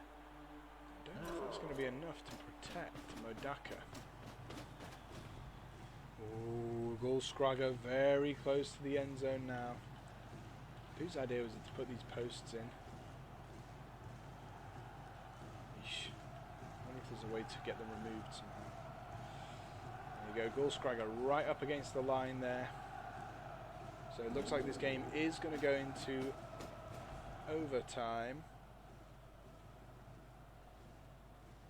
King Khan, you still reckon that the Necro will come out on top if they win the coin toss? It's very likely. There's going to be a chance for a one-turn touchdown. I think that's worth remembering, is that there's this movement 9 player here in Morlock Red Claws. He doesn't need to get pushed very far to be able to score. It's just a push from Motif. Oh, Motif going for that extra little bit of effort to try and get Bone Collector into the crowd. Struggles, manages to get where he needs to be. Takes his player back, and the crowd, they have their way with him, but I think that they're not too interested in seeing much more blood being spilled. Their thirst has been quenched, I imagine, to a great degree from all of the other injuries we've seen this match, including all of the regenerations, of which there have been many. Yeah, that's right, King Khan. No more re-rolls. Don't forget, if we're going to go into overtime, That's no more rerolls for overtime either. Not sure yet. Making sure they keep that one reroll. I would think that might be for a one turn.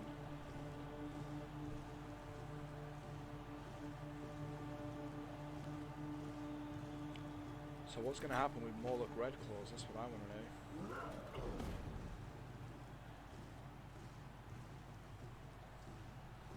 Because the one turn is down to him.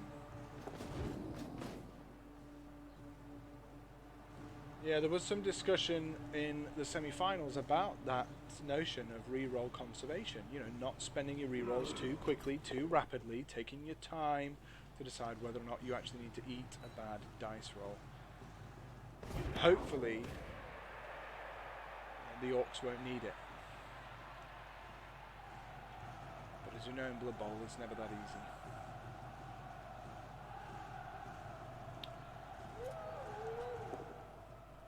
Oh ho ho! Very risky play by Morlock Redclaws there. Gets what he wants. Oh, Modaka injured by the crowd. That's not going to be good for them. How bad is it? He's just badly hurt, but that's him for the remainder of the game. Now, of course, if they get the ball in overtime, they don't have their accurate blodge thrower anymore. And that's Redclaws racing down the field, making sure that he's safe for the final turn of the half. And that's going to be a very tense final turn too. Dauntless doing a thing. Dauntless on a zombie, you'd have thought. But it's working.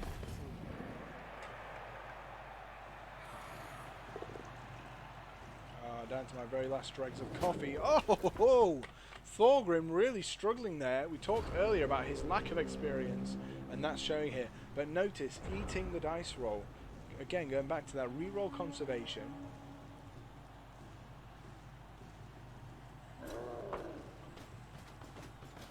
There we go. Beautiful dance there by Grubsnik Jr.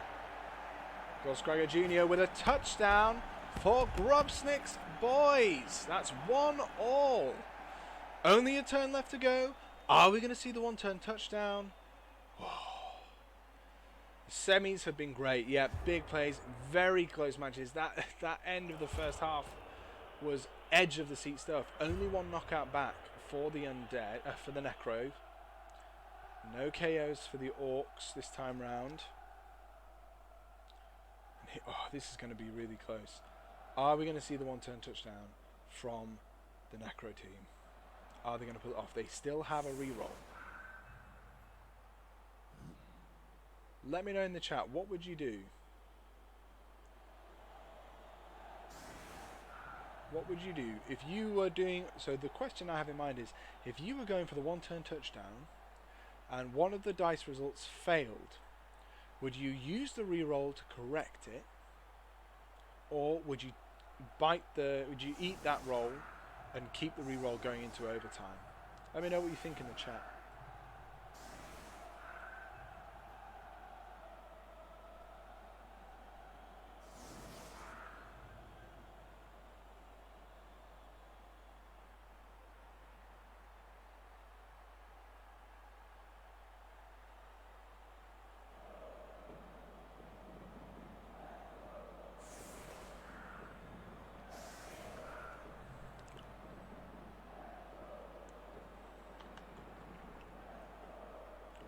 It depends on where the fail occurs.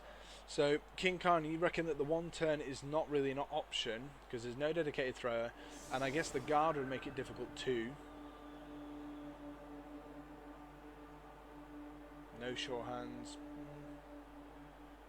Even so, I feel like it's on. If it was me, I would do it, and that's probably why I'm not in the finals, in the semi-finals. Or the playoffs.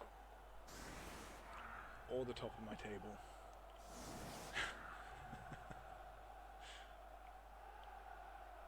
Save it for overtime. Yeah. Now, interestingly, the Orcs are setting up really deep in their half, and I thought that them being near the front was going to be more advantageous because of all that guard.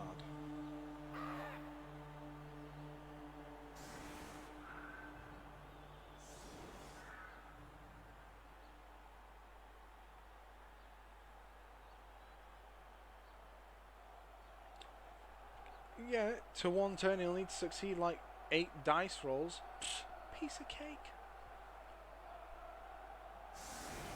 Whoa, complete change in the defense there. Okay, back to where it was before. Yeah. No, I think that's fair. Probably best to keep it. Well, we'll get to see if he's if Monkey Chunks wants to give a try of the one turn. It's not terribly likely, but it's not impossible. We'll find out if he decides to do that. Perhaps the better play would be to just try and remove as many plates as possible, save the reroll, go into the next half with the numbers and the reroll, and hope that you get a good kick, whether that is you kicking or receiving, that it works out for you. It looks a lot like they're going to go for the one turner.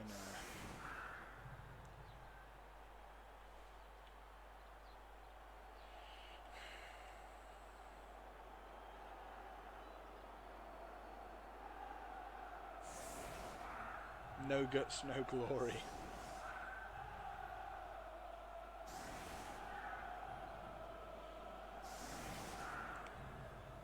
Got cold feet. Probably should have come into the one turn defense. It's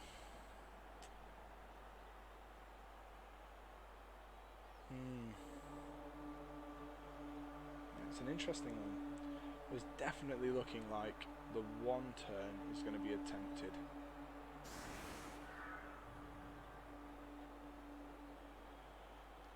And this is going to be interesting to see how that works out. Okay, got the ball, it's in the air, it's a high kick. It's a good result for Not Sure Yet if they want to try and get this one turn over. The ball, however, is deep in the corner. It's not too bad for a ghoul. 1, 2, 3, 4, 5, 6, 7. So they can still get it up and do a short pass. So if he catches it, let's have a look. Oh, no problem. A nice catch there by Grave Snatcher. Superb. Yeah. I knew what you meant, Kinkani. Yeah, give a go at the one turner, but you're not going to use that re-roll, especially when you've got overtime potentially coming up. Yeah, I agree. Here we go. That is Gerhardt moving in just to help with the pushes there. Oh. There we go. So there we have it. So Monkey Chunks has taken the decision to keep that re-roll and go into overtime with the re-roll. I think that's probably a pretty sound decision there, especially since it's like the very first block. Yeah, no. Monkey Chunks agrees, yeah, and I think that's the right thing to do. Yeah, I would agree as well. There's too many times that I've wasted re-rolls and try and do one turners, and I didn't even have to go into overtime. Who's got the... I didn't get to see who got the flip there.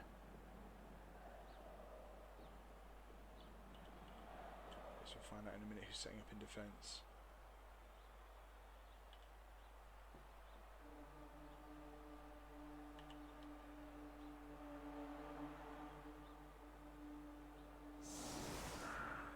Ooh, interesting. Okay. So the Orcs have got the ball. Now they don't have a dedicated ball carrier, but they do have Gull Scragger Jr. No more heroes anymore.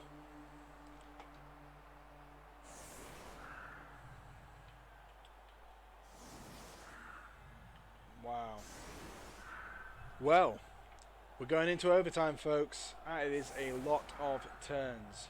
And correct me if I'm wrong, but this is sudden death, so as soon as someone scores a touchdown, that's them winning this game.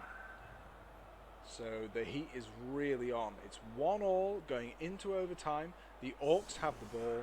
The weather is very nice, perfect for Blood Bowl. Both teams, interesting, still have their bribes. Neither bribe has been used yet. Not needed to be used, I guess. But something to think about. Especially with this little goblin on the team. They're always a little bit sneaky, a little bit tricksy. It's definitely ones to watch. It's going to be a tough one. You know, I kind of hoped that this game would be a nail-biter like the two semi-finals. It is a nail-biter. Wowee.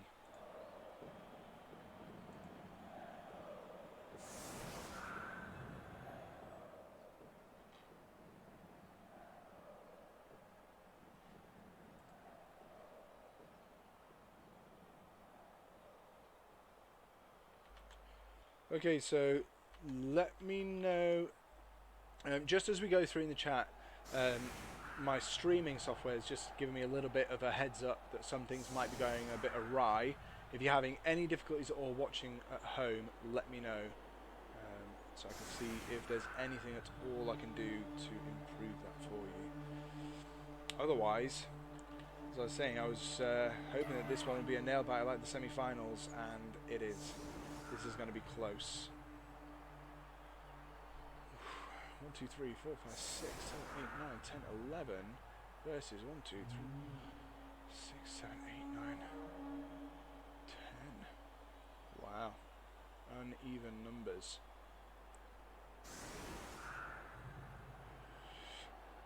That's a great point, King Khan.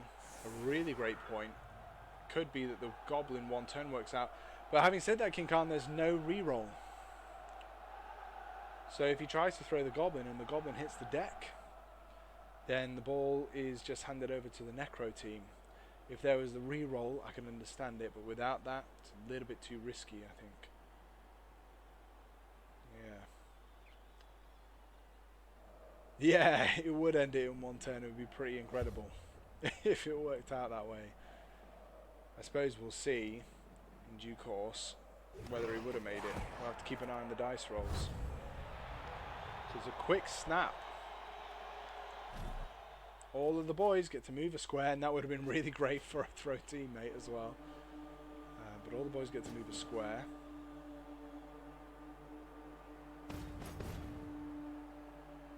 Interesting that Ugg moved directly forward, not to the side, but that's okay. I thought we would have probably wanted to push him away and free up all these, and they could race down this side, but that's okay. We'll see what the boys do.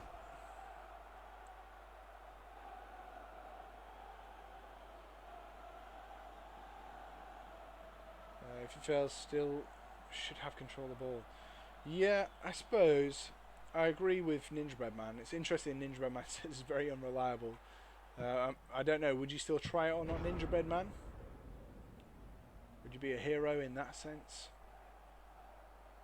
Oh, I wouldn't. Oh, I really thought we were going to see the pickup with the Goblin there, but that's okay. Grubsnik just going to lend a hand to Gulscragger Jr.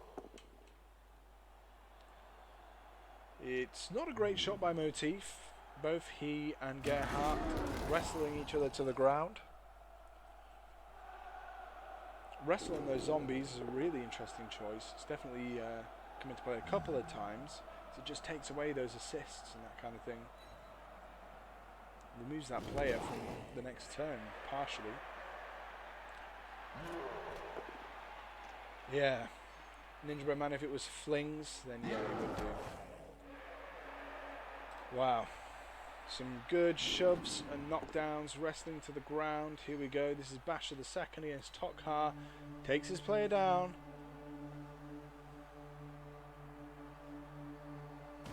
Knocks him to the floor. There it is. Grubsnik's boys choose to receive.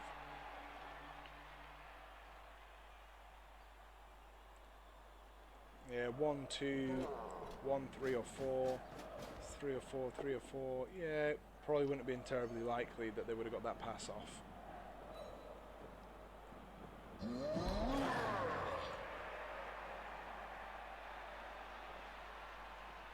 Yeah, Goblin playoff would be pretty incredible.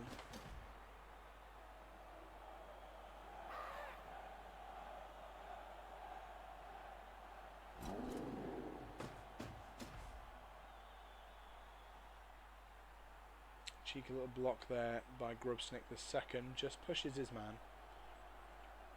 And then Crasher.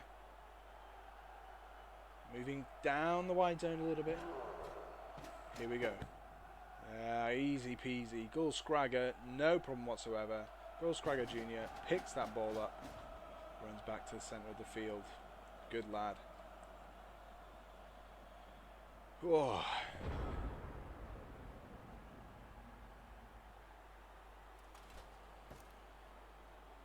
It's going to be a close one. And the Necro still have the numbers on their side. There we go. The zombie's just going to tie up some players.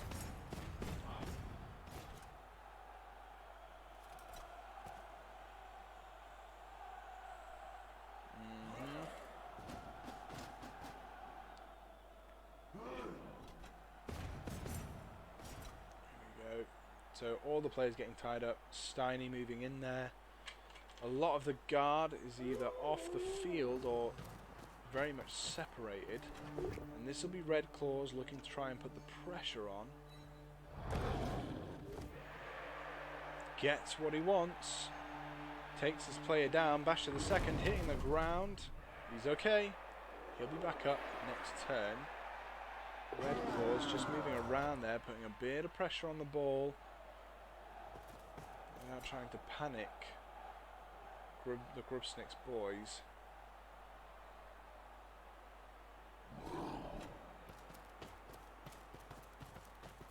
There we are.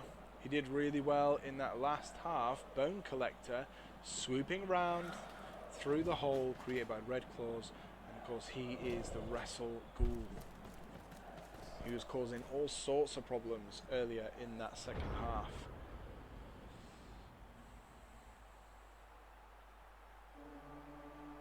So you have Grave Snatcher, who's been fantastic with the ball handling skills, and then Bone Collector's been good taking that ball off the opponents. The Ghouls both have been playing quite a good game, to be fair. Done a really good job. Not being a huge part, but doing a good enough job. Pause obviously was great just before. He ended up being tripped up and injured in falling over. There we go, Smasher. Just pushes Gerhard.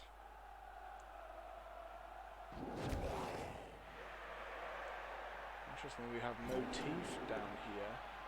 Oh, it's not a good block by Thrasher. Thrasher struggling there. A good example of where it would have just come in so handy to have that reroll. Oh, that reroll would have come in handy so much there. Sadly, we're not going to get to see it in action. And now the ball carrier terribly exposed. Oh no. It's not looking good for Grubsnik's boys. They're going to have to hope for a miracle here.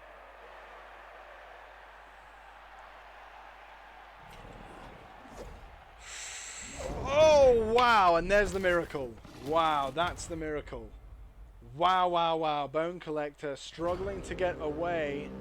I tell you what, give that man a medal. Basher the second.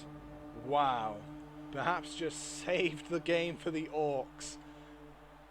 Whoa. Bone Collector couldn't get away from him. Was tripped up by Basher the second. Even with his skill in maneuvering around other players. Wow. Yeah, Basher the second MVP. That was an absolute lifesaver for Grubsnik's boys. Now, you know, it may well be that that play has put the fear of God into them. They're going to want to make sure that they make good on that play.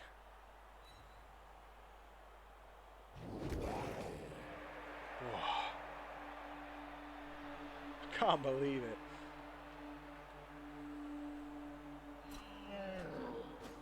There we go, Motif getting back on his feet. Thrasher here. The team's in danger of being spread a little bit too thin here. Be interesting to see what they do to try and mitigate that division of the team. Here we go, Thrasher just gives a push to Tom Morton. Tom Morton shoved out the way. And then that's Thrasher moving up, occupying all these players. Just a push there. Tough gob against Vlad. The Necro team being forced apart, pressed apart from each other. And the ball still in the centre-ish of the field, a little bit to the right there, but being protected by those players. The guard all on this side is probably a good thing for the ball carrier. And don't forget, Bone Collector's not removed from the drive. Morlock Red Claws still knocking around. We're going to see the foul here. Whoa! Just when I was saying he hasn't been removed, Bone Collector's knocked out and carried off the field. Oh, that's the referee, spotted it. But he's happy to take the bribe. I was saying earlier the bribe hadn't been used yet. And there we go. Grubsnik managing to remove Bone Collector. That's a big removal after that failed dodge. So, a big dodge that failed, a big removal with the foul. Things are really working out for the Orcs at the moment. Ooh, nasty hit there by Morlock Red Claws. Crashes into Grubsnik. Obviously not very impressed with what he just did to Bone Collector. Knocks him down to the ground. Follows, it's a good hit. It's just a stun. And now Morlock Red Claws will be looking to try and apply a bit of pressure. Just get some more hits in, he's saying. Come on. Let's get rid of some of these Orcs like we did in the first half. Steiny's not quite up to it. At least he's not rolling double skulls this time. Just gets the push on his man.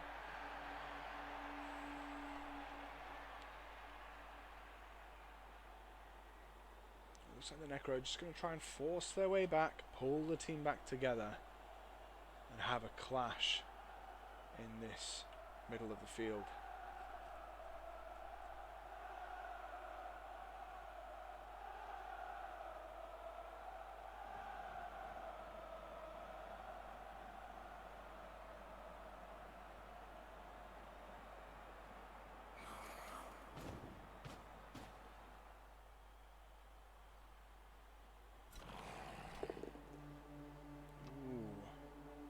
Not too bad, to be fair, for Tom Morton, who drags Thrasher to the ground. Oh, good shot by Tokar against Tough Gob there. And that frees up old Vlad the Vanquisher. I wonder what he's going to do.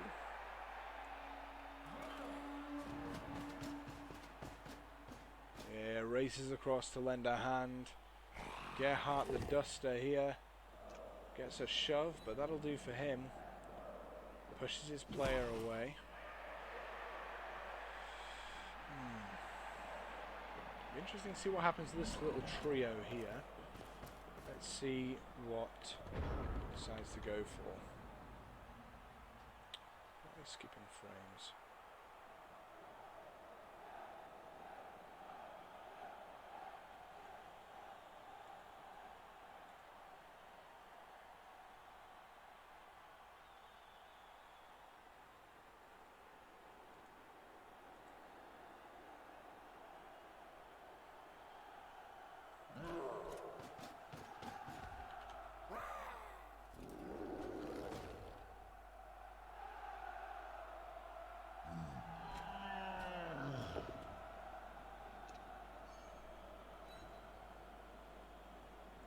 Just checking the stream's working okay. As I said before, if you let me know if you have any issues with the stream. It's okay to me.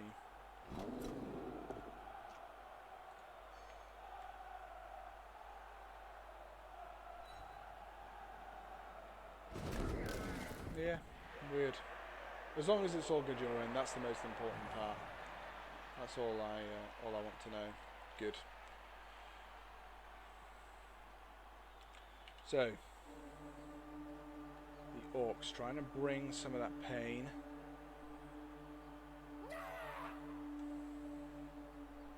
Ooh, it's a good hit against Red Claw. He's still going to be able to get back on his feet soon enough. Are they going to be able to move forward? I just don't think they are. Oh, well done building the greenhouse, Ninja Redman.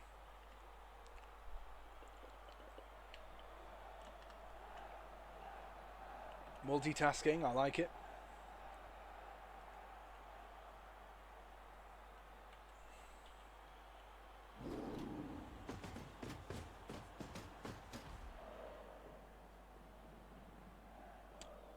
How is this ball going to be protected? And bearing in mind that Gustav the Dead Jester does have Dauntless.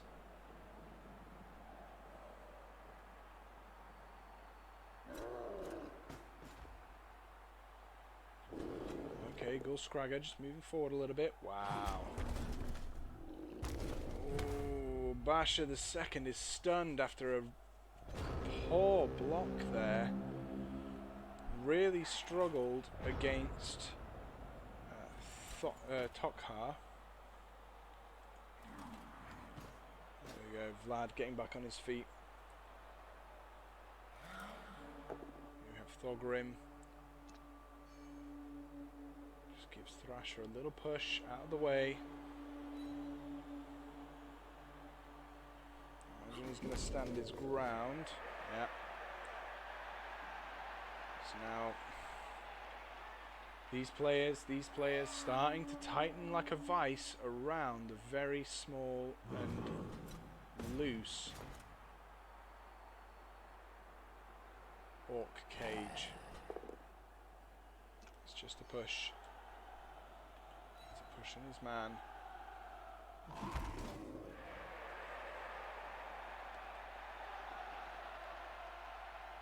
6, 7. So 1, 2, 3, 4, 5, 6, 7. It's a 1 die splits on the ball carrier again. Ooh, interesting. He doesn't go for it. That would have been a great result as well against the ball carrier. Oh, that's the block player. Oh, of course, yeah, Bone Collector's been removed.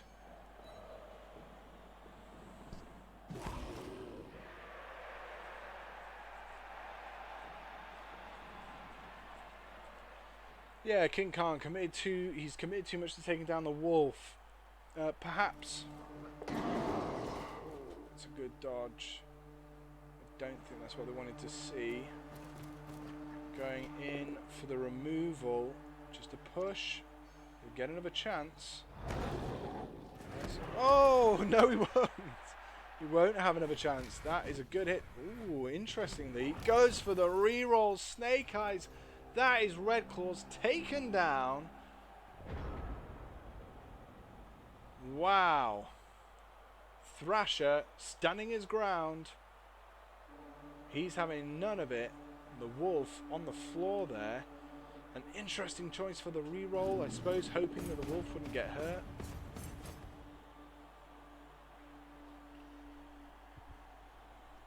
I feel like Grubsnik's boys are really being given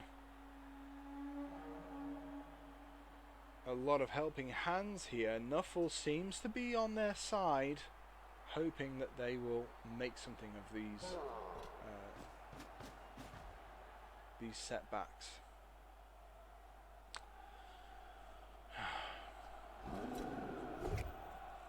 Oh, it's a good hit by Smasher. Plenty of help from his friends.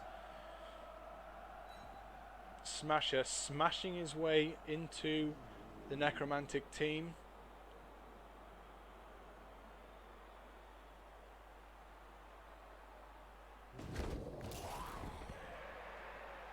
Gerhard the Duster hitting the ground.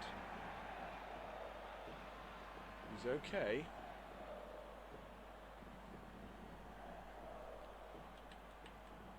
So, no rerolls on either side. It's real Blood Bowl now.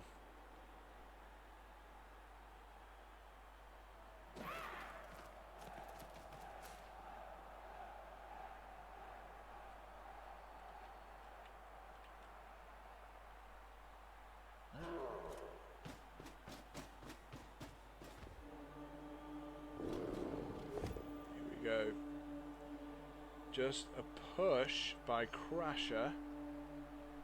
Moves his player out of the way. Oh, it's going to be so hard to keep Grubsnik safe.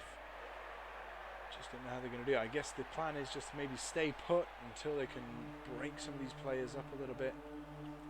Get them pushed a little further out of the way. Divide them from the rest of the team. Oh, what a mess. Look at all these bodies everywhere. Lots of guard players. So I'm wondering if, you know, even just moving forward, a square. Ooh, going for a blitz. It's just a push. Grubsnik Jr., the ball carrier, that was a ballsy move. Running with the ball carrier, shoving Gustav the Dead Jester to one side.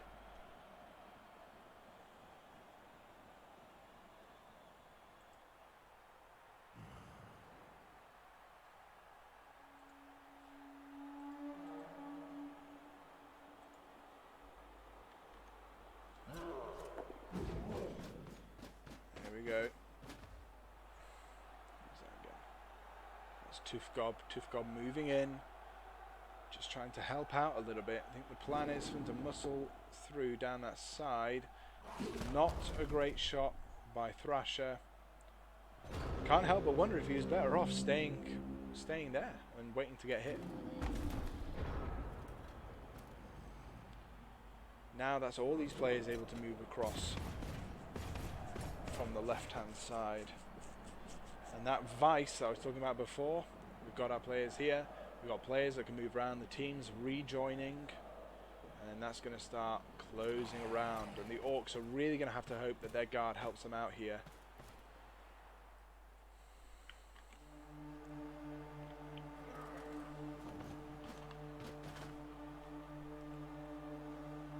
Can't remember, I think it might have been Ninja Bread Man or Chunksar said right at the very beginning, it's going to be the decider is, you know, what comes out on top, guard or claw. And I think that now we're going to find out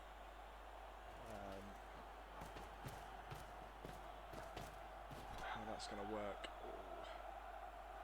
That wolf in the backfield there as defense, as a safety, that's going to hurt. That's going to hurt the Orcs' advance, definitely. Oh, it's a good hit. 2,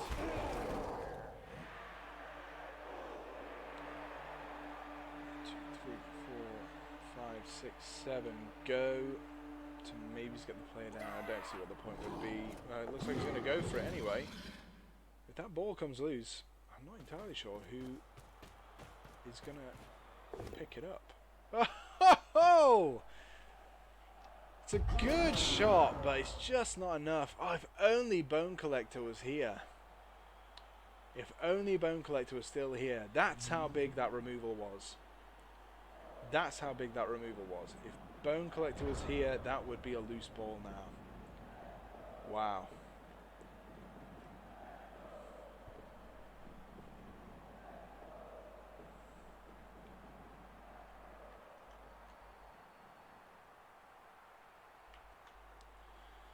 Okay.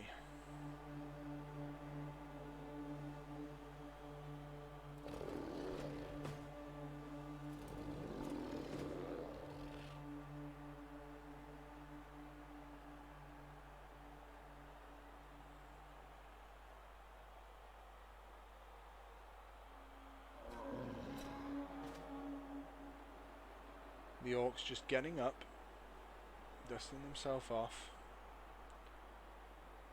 Yep, that's what it's come down to.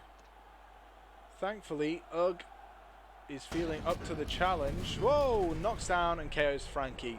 That's big. They need more hits like that. Ugg definitely throwing his weight around, doing them a great deal of favors there with that hit. Are we going to see more of that? Because we need more of that.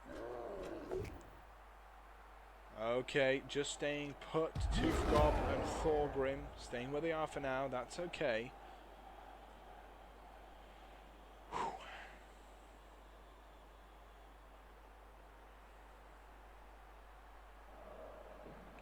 This is close. Every block is a potential failure for this team. Every block matters for Grubsnik's boys. Wow.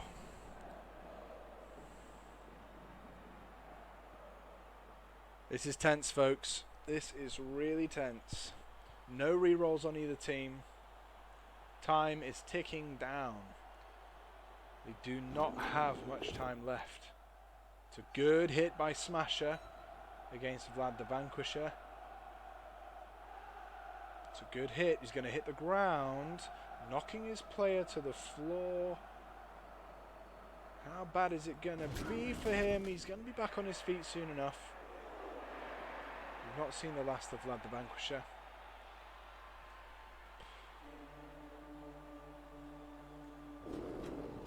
Here we go. Crasher.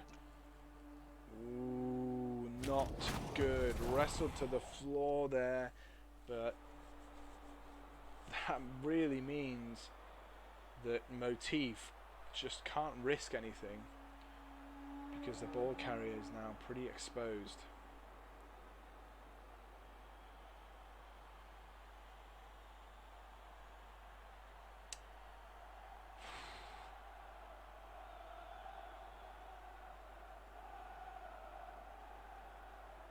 Yorks deciding which block they might want to do next.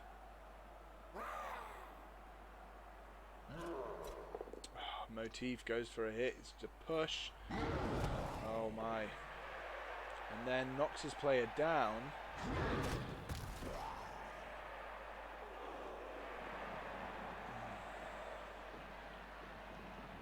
Vlad the Vanquisher is only there. Ooh, a blitz for Scragger. Just a block, so it looks like they're staying where they are for now. Is he going to try and break away? He is, interestingly. He breaks away from Grave Snatcher.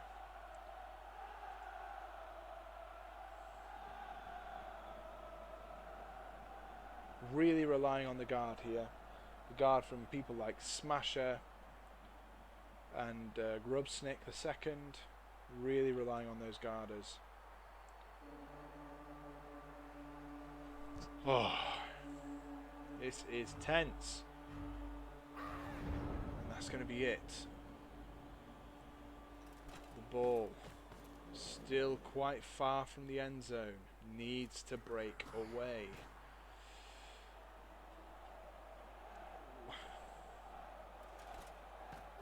Interestingly, a blitz here from Gerhard.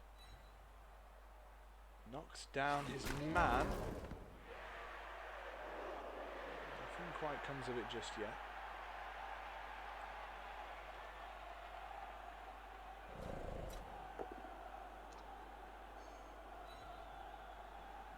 Just push by Grave Snatcher.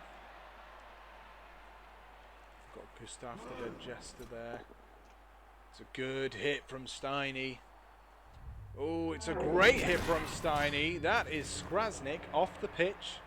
Grubsnik is knocked out. He's not going to be able to help out from the back anymore. Grubsnik KO'd by Steiny there. Steiny really stepping up to the plate after that semi-finals match.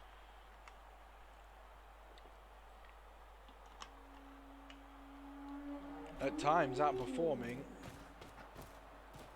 Frankie. That's Red Claws there, just moving into the backfield. Just trying to make a nuisance of himself. A good hit from Gustav the Dead Jester.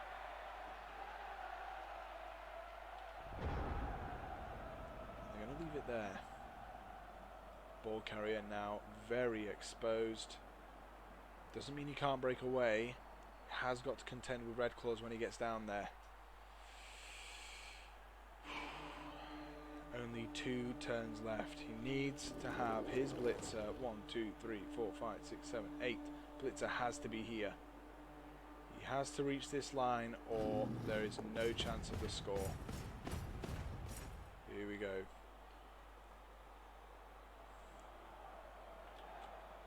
2, 3, 4, 5, 6. He gets the 6 there. 1, 2, 3, 4, 5, 6. He's in for a chance. How is he going to make that happen?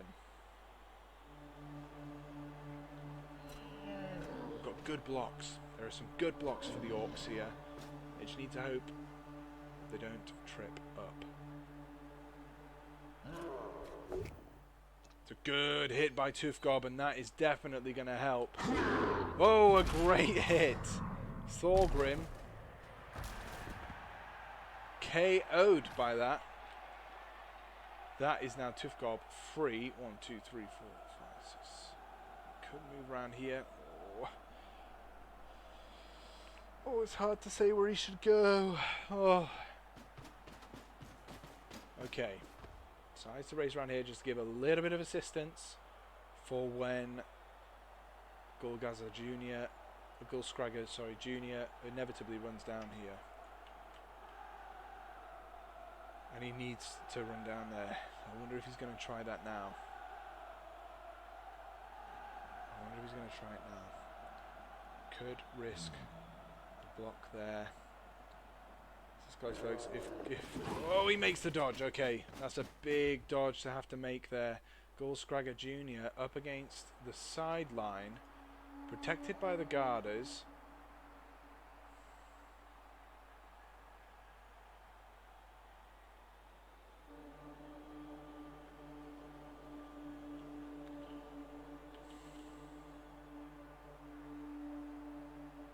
I don't know about you watching from where you are. I'm wondering if there would be any way for the Necro to actually send Gulscragger off into the crowd. I don't think there is. Not with the players they have left. Never say never. Smasher and Tom Morton. Tom Morton doing a great job of wrestling these players to the floor, effectively removing them from the game for a turn. Yeah, I don't think so either, King Khan. Not without some serious craziness that we're just not going to see happen. Talking about craziness we're not going to see happen. Incredible dodges there from Thrasher. The Black Orc, Twinkle Toes, Thrasher Twinkle Toes, dodging away from those zombies like they weren't even there. Just sneaks past them like a Black Orc shaped ghost.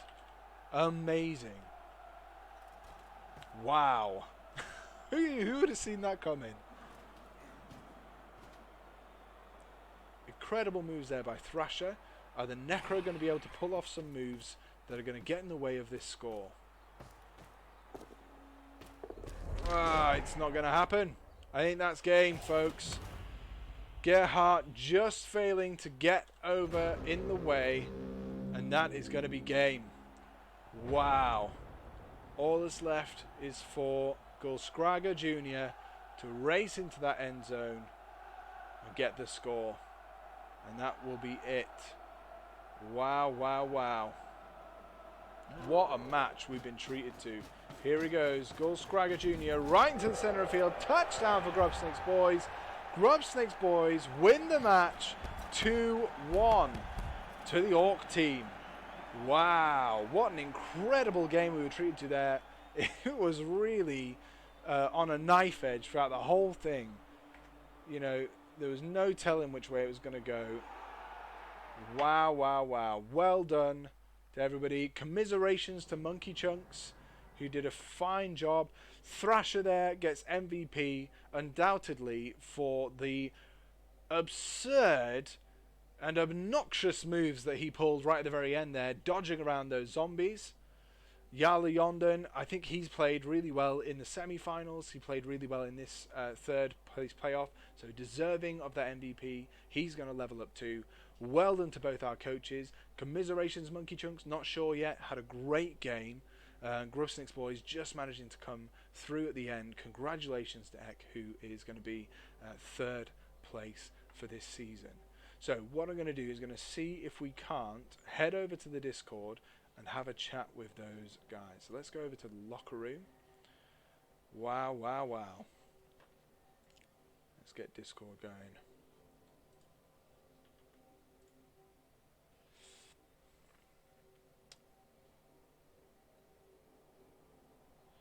So yeah, Eck and Monkey Chunks, if you want to come and join me in the Discord chat, and maybe we can have a little talk about the game there. If you're busy, that's absolutely fine. Just let me know. We'll see if we can't have a little talk about that incredible match. We've been spoiled, folks. We have been spoiled with so far 3 amazing games. And don't forget, next week, Sunday, June the 14th, here at 1800 UTC, will be the TRBBL Season 5 final between the Heartbreakers, Life Takers, and Orc Bash Man with Pipe. There's definitely one to watch. Cool. Okay, so let's go over to TRBBL.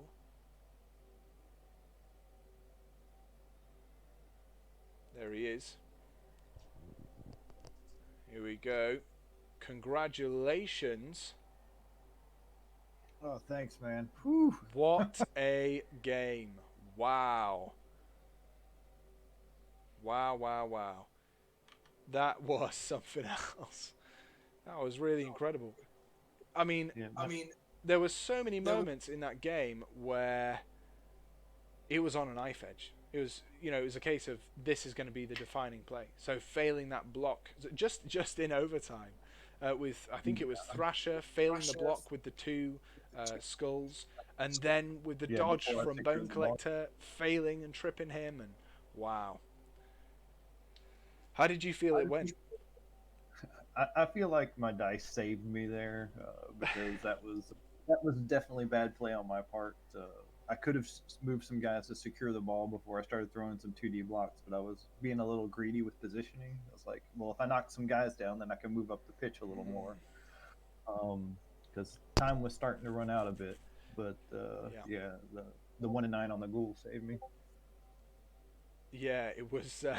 Yeah, it was just even things like in that first half where the clock was ticking down and then the ball was loose and then no one was able to pick it up.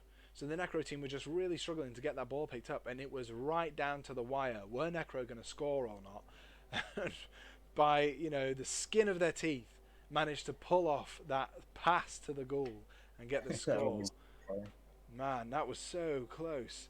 Um, One of the things that came up in the chat that I thought would be good to talk to you was about reroll, reroll conservation. Right, so there was a block that you threw in turn 15. It didn't quite work out, and so you re-rolled that block. And I mean, you were in the chat anyway. You might have seen it. It kind of erupted a little bit with people. Whoa, whoa! No more re-rolls for the overtime. Was that something that was in your mind about the fact that it would go into overtime? You'd have to use those re-rolls. Yeah, I was thinking about the re-roll stuff and going into overtime. The re-roll discipline is something I'm still kind of learning, as I am a couple other skills. So tried to keep that in mind, but just I don't know if it was the right play or not. I can't remember how that Mm. play turned out, but I felt like I really needed to get that werewolf down.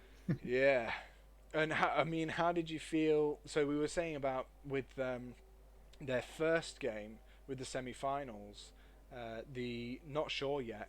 Their player Red Claws, who stayed for the entirety of that game, was removed within the first couple of turns, and so that was a huge player to not have on the next team. And then in this game, they ended up having Paws leave the pitch. That was a massive removal. It must have been a great weight off your shoulders when he was left off, marched off the pitch. Yeah, when he fell down, I called out, yeah, and then my Yeah. daughter goes, kick its butt. I can believe it because right from the off, he was a really big hitter. Pause. Even though he was only on for a short while, got a couple of removals, and there was a really good foul as well by Yali Yonden, the zombie. Managed to get Ugg off the pitch, and that was massive. That was one of the Yeah, things that some of the guys were saying in the chat as well. Was is that something that you normally do? Have the troll on the front line, on the line of the, the scrimmage? turn one setup is the other place that I struggle with. I'm never sure what I should be. putting on the line or how far back I should be, especially with a speed 9 werewolf on the other team. Yeah. Um, I thought I had counted it up so I could prevent the blocks from happening or just make them 1Ds, but Yeah. I was one square too far back to make that happen. Yeah. It seemed like I don't know. With some of the players watching, it was interesting to see that the guarders weren't all just kind of bunched up together on that front line, helping each other out in that way. But I didn't really, it didn't dawn on me until I saw it on the pitch. There is a lot of guard on that Hawk team. That's Yeah, amazing. it's amazing. It's gross. How many seasons have you been working with that Orc team for? That's the third season, and I'm retiring him after this. Ah, okay. Start vampire team for a change of pace. Wow, a vampire team. That's brave. Yeah, I wanted to play some of the lesser teams since I've been doing well with the tier 1 teams. I wanted to try some of the lesser, push my skills a little bit. Yeah, I'm surprised Ninja Bed hasn't jumped in to say you should be playing halflings if you want to push your skills. He's always harping on about playing halflings. So Yeah, much pain. Yeah. so yeah. It depends how much of a masochist you are. Yeah, so one of the things that obviously you were chatting with Monkey Chunks in turn 4 of, I think it was that first half. It might have been the second, but I think it was the first. There was a push and a skull, and Monkey Chunks actually chose the skull, and I'm assuming that was a misclick. Was that what you were talking about? Yeah, that's what we were talking about. I was saying that I could maybe. He said he didn't click the skull, so I'm like, I could just end my turn to give him another turn, but we talked about it, just decided to just play on. Yeah, I mean, to be fair, it seems pretty, it seemed really awful for the team at that time. But actually, I think in the grand scheme of things, it didn't break the game. It wasn't game changing, so it kind of worked out anyway. But that's nice that you had that discussion and came to that conclusion anyway. Yeah, I'm happy he still got the score in the first half. Yeah, man, that was proper nail biting stuff. These last 3 games have been really close. How did you feel about going into overtime? Because the clock was beginning to tick down. I'm imagining you felt a lot of that pressure. I get flashbacks to the last game where the time was running out of movement squares to get across the goal line, and I was like, "Oh man, come on! I don't want this to come down to a coin toss." Yeah. Yeah. But I managed to put enough pressure, and then Thrasher just dodged through all that all those tackle zones to mark the goal. And I imagine the reason he got the MVP was, for that display of that ballerina display of dodging in and out of all those zombies. Yeah, that was different for a Black Hawk. Yeah, King Khan's, he says vamps can be epic. It just takes a few seasons to get them there. That's all. I played a team that had all leap vampires, and they were amazing. But then Hypnogaze, you don't really need leap really for that. Yeah, wow, what a game, and congratulations on getting third place. Really, really impressive. I got third place in the Corona Cup too, so I'm Oh doing yeah. pretty good. What team did you take for the Corona Cup? I did Wood Elves. Normally I'm an orc player, but I wanted to try like an agility team, Yeah. and that was a really good game too. I had to win by 3 touchdowns to steal the victory, and had to pull off some really risky plays. And things were going well until the very end. I was up by 2, and just failed a 3+, and that's when I lost it. Oh right, okay. Yeah. I mean, that's pretty big ask even for Wood Elves, right? To be 3 touchdowns, to grab 3 touchdowns for the win. Yeah, it was a really good game. Yeah, and yeah, I didn't really get involved in the Corona Cup. What was it like? How many rounds were there? I think it was 8, and it was Swedish style. So as you started winning, you were playing the other winners, forcing you to to keep playing the better and better coaches, Yeah. and so the game kept getting tougher and tougher. Was it a resurrection one as well? No, no. It wasn't Luckily, resurrection. my war dancer somehow managed to survive through the whole thing. Oh, that is a bit risky. Yeah, not resurrection. So Swiss Starber, not resurrection. Wow, that sounds tough. Crikey. But hey, so It that's was, great. Third place with Corona Cup, and now third place in season 5. Fantastic. And yep, I'm pretty going in proud. with vampires next season. Mm. What's the I vampire got team a called? X-Men. My name's X. I Okay. was going with a little bit of a pun. They were once men and now they're not, but they're also Very my good. men. Very good.